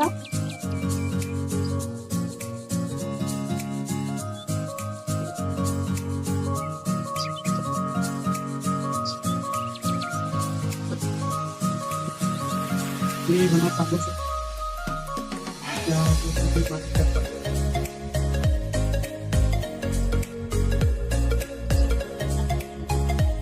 श्री हेमंत आंबेकर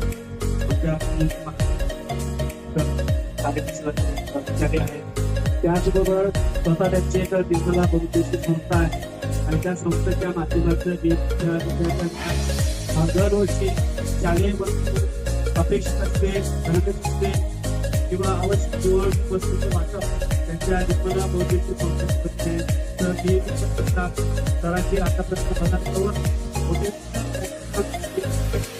झालेले आहेत पण सरांचा विशेष कौतुक त्यावेळेला सर धन्यवाद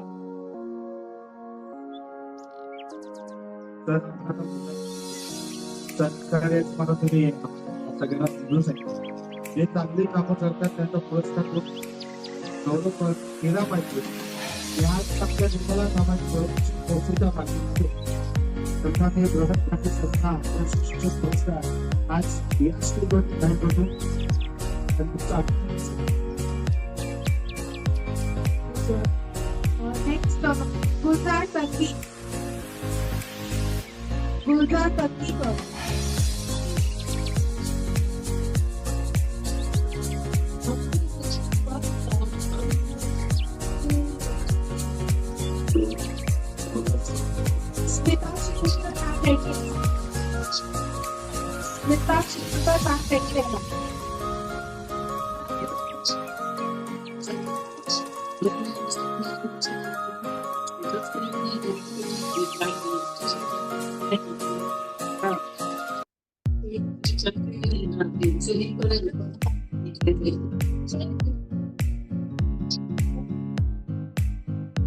स्मिता मैडम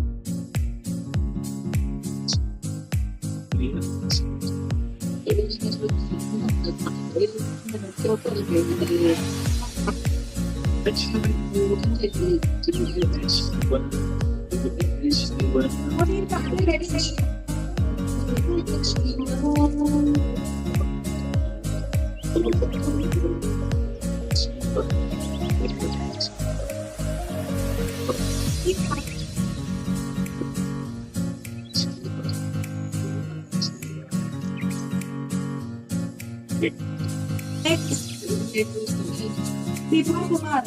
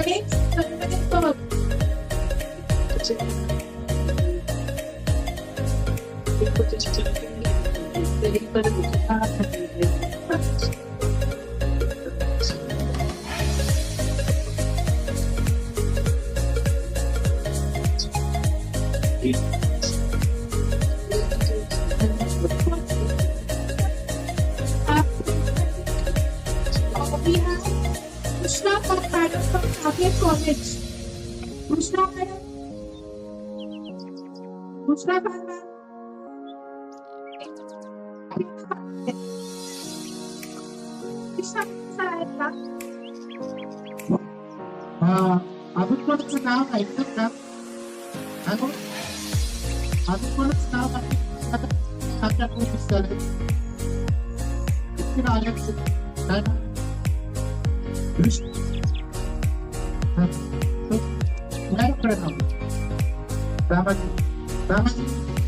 आणि कोणी अजून संतोष सापकर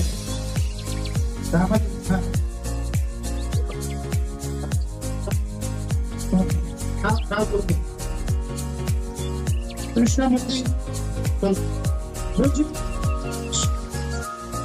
माननीय शिक्षक सर यांना सन्मान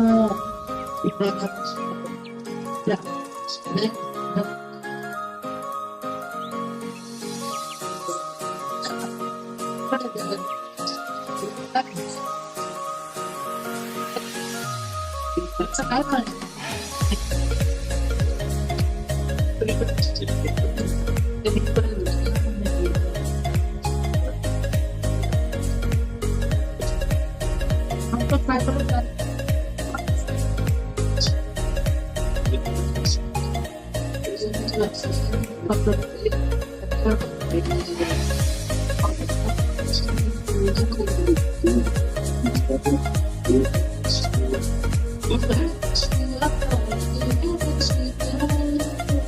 Ramashu sir.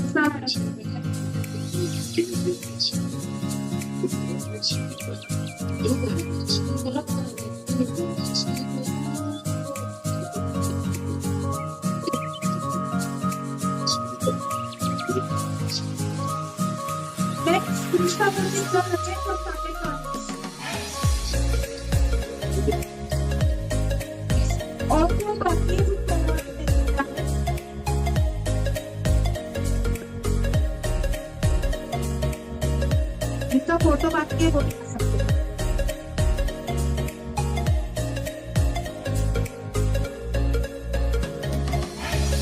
हेलो, अभी जिसका नाम जिसका है वो आया तो क्या है? कितना नाम है इसका?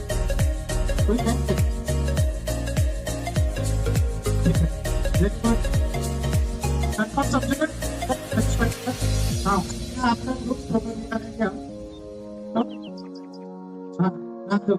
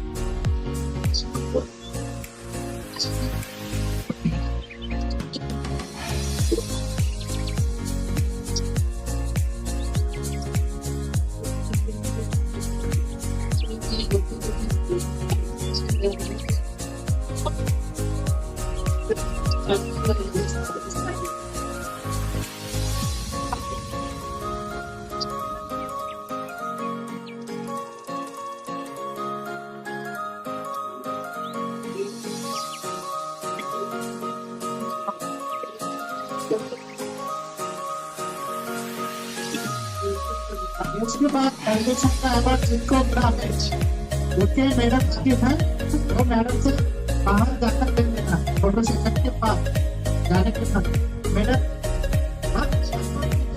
थोड़ा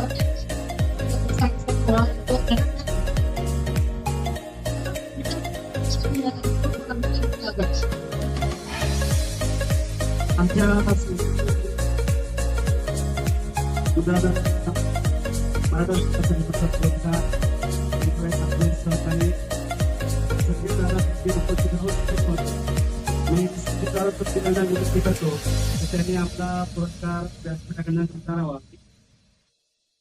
मराठा महासंघ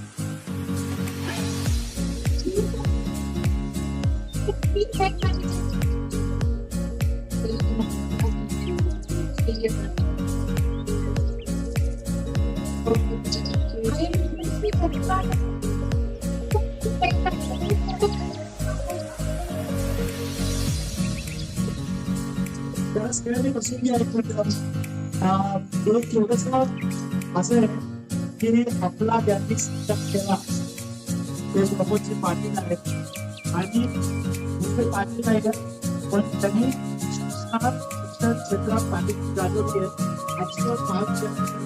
त्यांना आपण पुरस्कार देतोय. प्रमोदजी आपल्या छोट्या पुरस्कार आपण द्यायचा आहे. कृपया आपण द्यायचं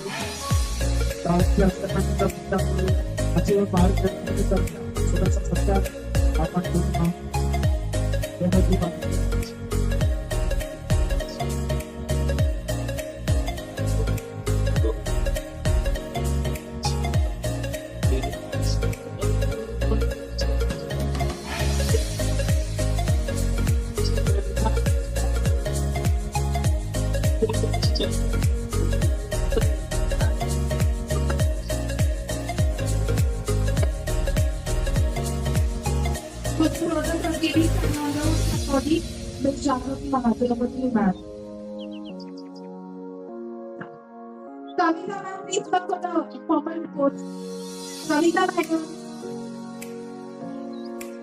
कॉन्फरन्स मध्ये काय घडामोडी त्याची माहिती देतो.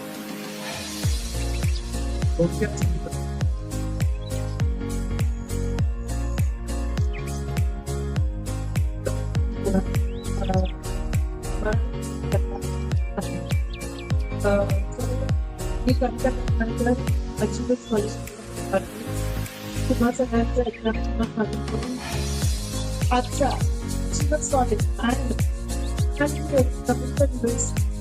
आणि रायबा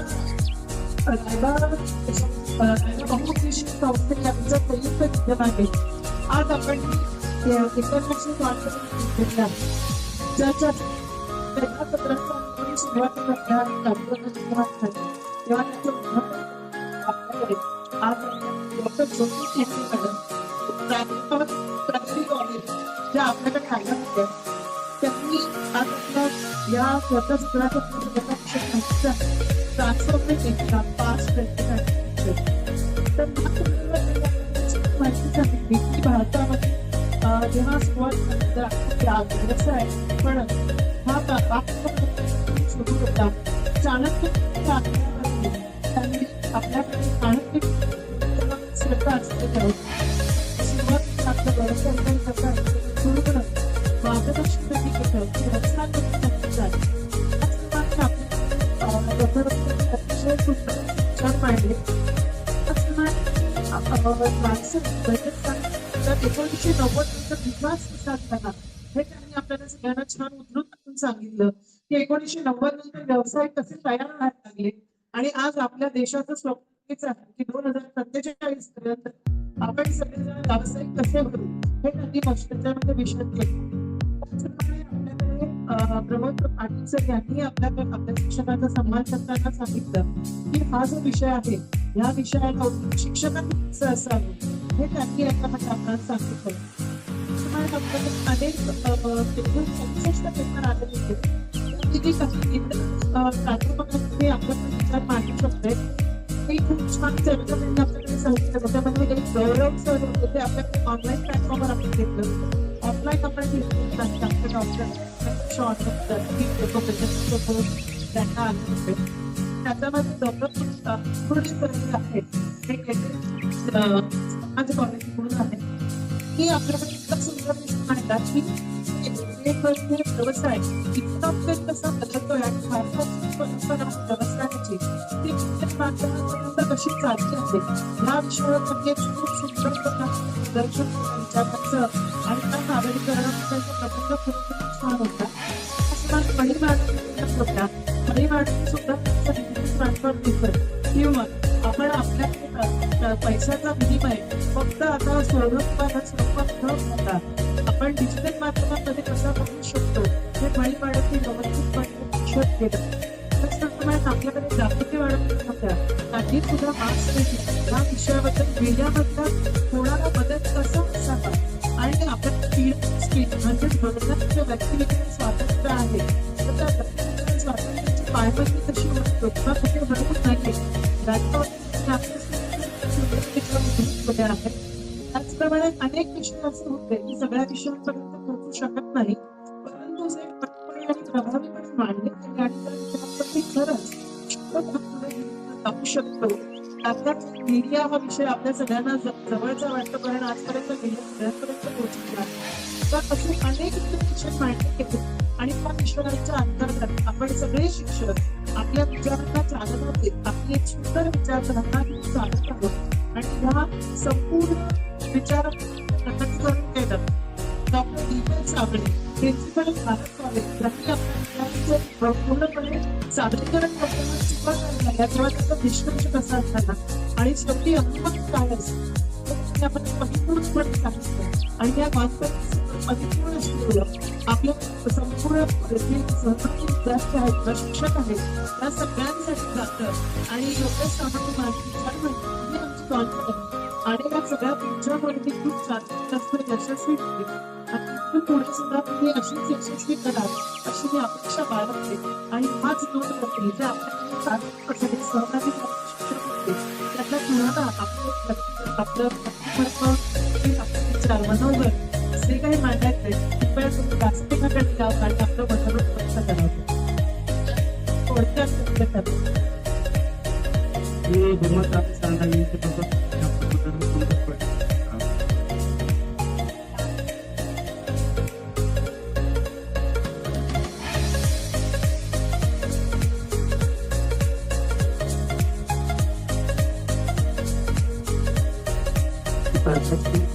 व्यक्ती यांना सन्मानित करतो, शिक्षकांना सन्मानित करतो. आज आपल्याला राष्ट्रीय पोषण पुरस्कार हा सगळ्यांना प्राप्त झालेला आहे. सर्वप्रथम तुमचं हार्दिक अभिनंदन करतो. एखादा पुरस्कार आयोजित करायचा आहे तो पुरस्कार करताना मी एकच निर्मला सामाजिक बहुउद्देशीय संस्था आणि संस्थेच्या माध्यमातून मी जेव्हा पुरस्कार घेतो त्यावेळी पाहिजे काय हलमेळ होत किती मला कष्ट करावे लागतात. सन्मानित जवळपास सण येते या वर्षभरामध्ये 5 पुरस्कार वेगवेगळ्या ठिकाणातून घेऊन येत आहेत. हे वेगवेगळ्या ठिकाणातून येत असताना आपल्याला सगळ्या शिक्षकांना ते पुरस्कार देत आहेत. म्हणजे सगळ्या संस्था त्यांच्यावरती विश्वास ठेवतात. त्याचे विश्वासाने पात्र करतात. कशी देतात, कशा पद्धतीने देतात, कार्यक्रम कसा करतात, कार्यक्रम कसा करतात हा महत्वाचा नाही, कार्यक्रम कसा होतो ते महत्वाचं आहे. आणि प्रत्येक शिक्षकांना हा पुरस्कार देत असताना त्यांनी कष्ट आहे कविता मागवायची तुमच्या रक्ताचं नाहीये, तुमचं आणि मागच्या नातं रक्ताचं नाहीये.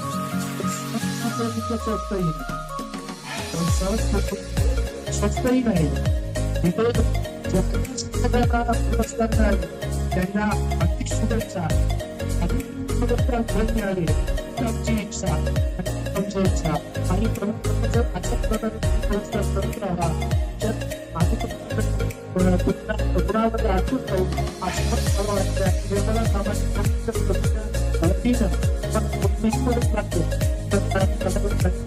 आणि आज मी इतिहास करून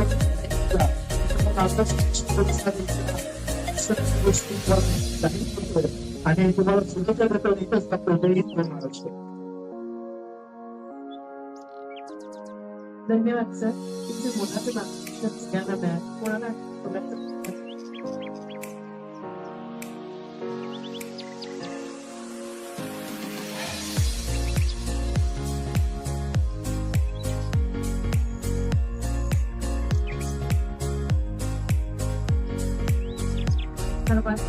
नमस्कार. मी वंदना छानसा विषय होता मला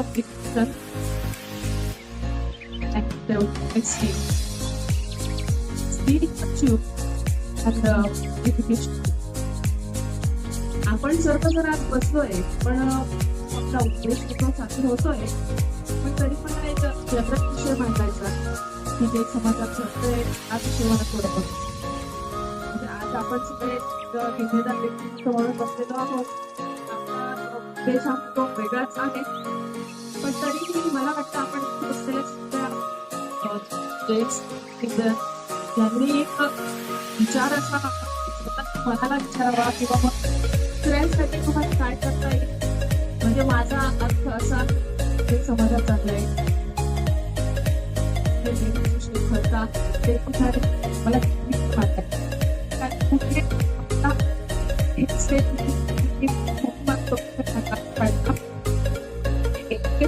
आपण लहान मुलींपासून तर मोठ्या स्त्रियांपर्यंत त्यांची काळजी कशी करणार एक आदर स्त्रियांचा भाग प्रथमतः लेडीचा आदर करा हे महत्वाचं आहे. मी त्याचा व्यक्तित्व नाही बोलतोय पण गरज वाटते कारण मी जवळपास 40 गावातून आले तर एकताना मला या सगळ्या गोष्टी खूप जाणवल्या सर खूप जाणवल्या आणि त्यामुळेच मला गोष्टी इथे मांडाव्याच्या वाटल्या.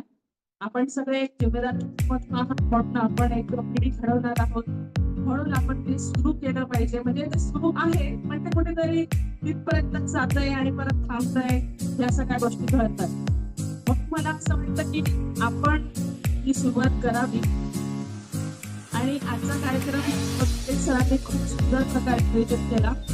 मी त्यांचे सर्वोत्तम आभार मानते की त्यांनी आपला एक स्टेज मिळवून दिलं आणि आमचे विचार व्यक्त करायला सांगितले. त्यामुळे त्यांचा धन्यवाद. आणि आपले कॉलेज अचिव्हर्स कॉलेज खूप सुंदर कॉलेज खूप छान वाटलं आणि त्याचं नियोजन पण खूप सुंदर होतं. सकाळपासून आम्ही आलो पण आम्हाला कसल्याही गोष्टीची कमतरता वाटली नाही. गोष्ट हवी आहे ती गोष्ट मिळाली नाश्त्यापासून बैठकीपासून जेवणापासून आणि आता तरी छान असं खूप सुंदरचं धन्यवाद.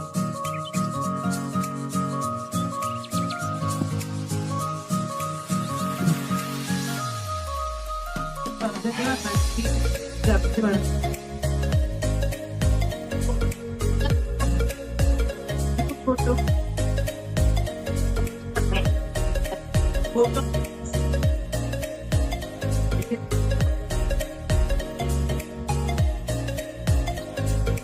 आदरणीय व्यासपीठ सगळ्यांच्या नावाची व्यक्ती सरांचं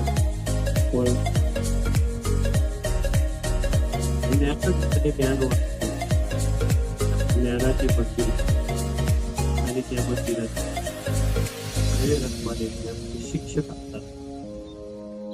आज शिक्षकांचा आदर श्री प्रमोदजी पाटील सर यांनी केला आहे ते खरोखर आमच्यासाठी प्रेरणा आहे.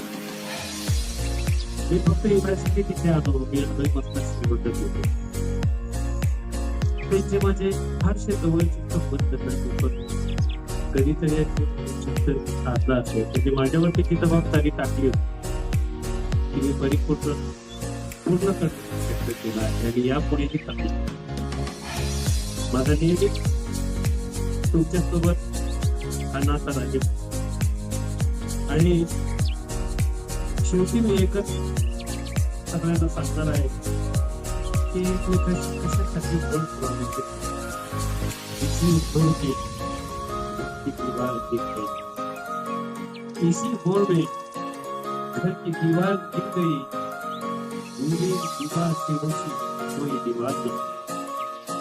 स्वतःच्या साध्य आपण ते विचार बदलायचं म्हणून तुमचे विचारची समाधान आहे सगळ्यांसाठी असायला पाहिजे चांगल्याच्या सोबत असायला पाहिजे आणि हे चार हा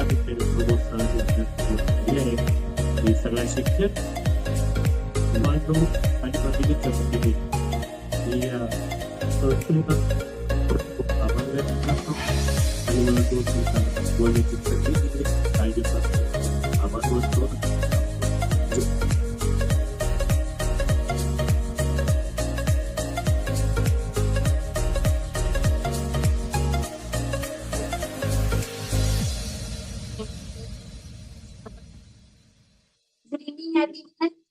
As we approach the conclusion of this memorable conference, I, Assistant Professor Sarabanu Sheikh, take it as a privilege and pleasure to deliver the vote of thanks on behalf of Achievers College and Management. First and foremost, I say that sincere gratitude to our chief guest, Shri Vishwanath Professor Madam Kalyan, for their distinguished presence which greatly influenced the proceedings. We are also deeply thankful to our guests of honor, Mr. Rajini Kamble sir, Mr. Jaivat Bhuri sir, Mr. Deepak Lokati sir, for your esteemed presence that added immense value to this occasion.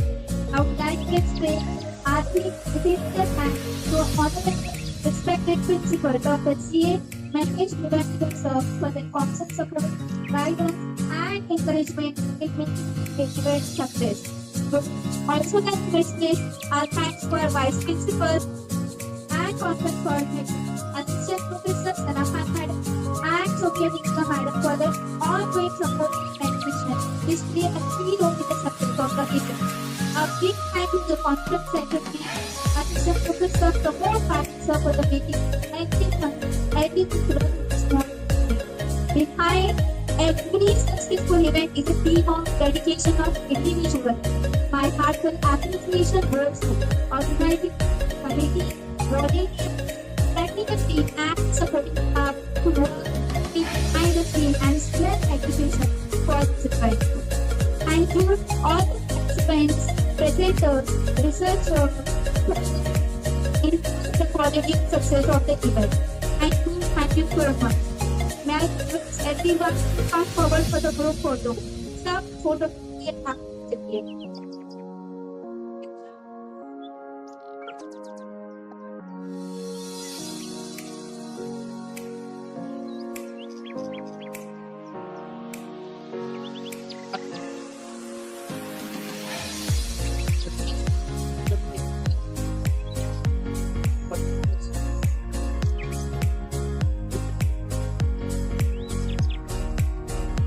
आदरणीय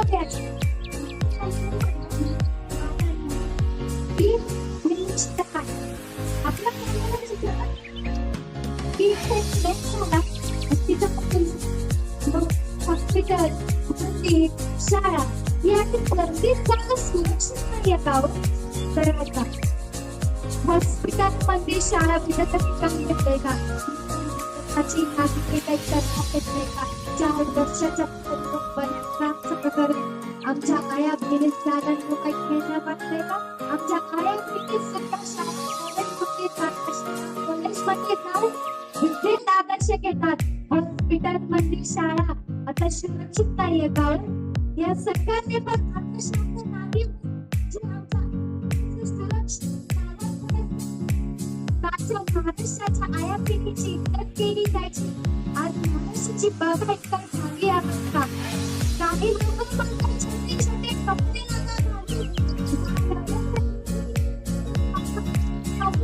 मग एका आईने पण सरकारला प्रश्न असा केला, त्याच्या वर्षाच्या पूर्ण सांगत नारी कशी खाल्ली.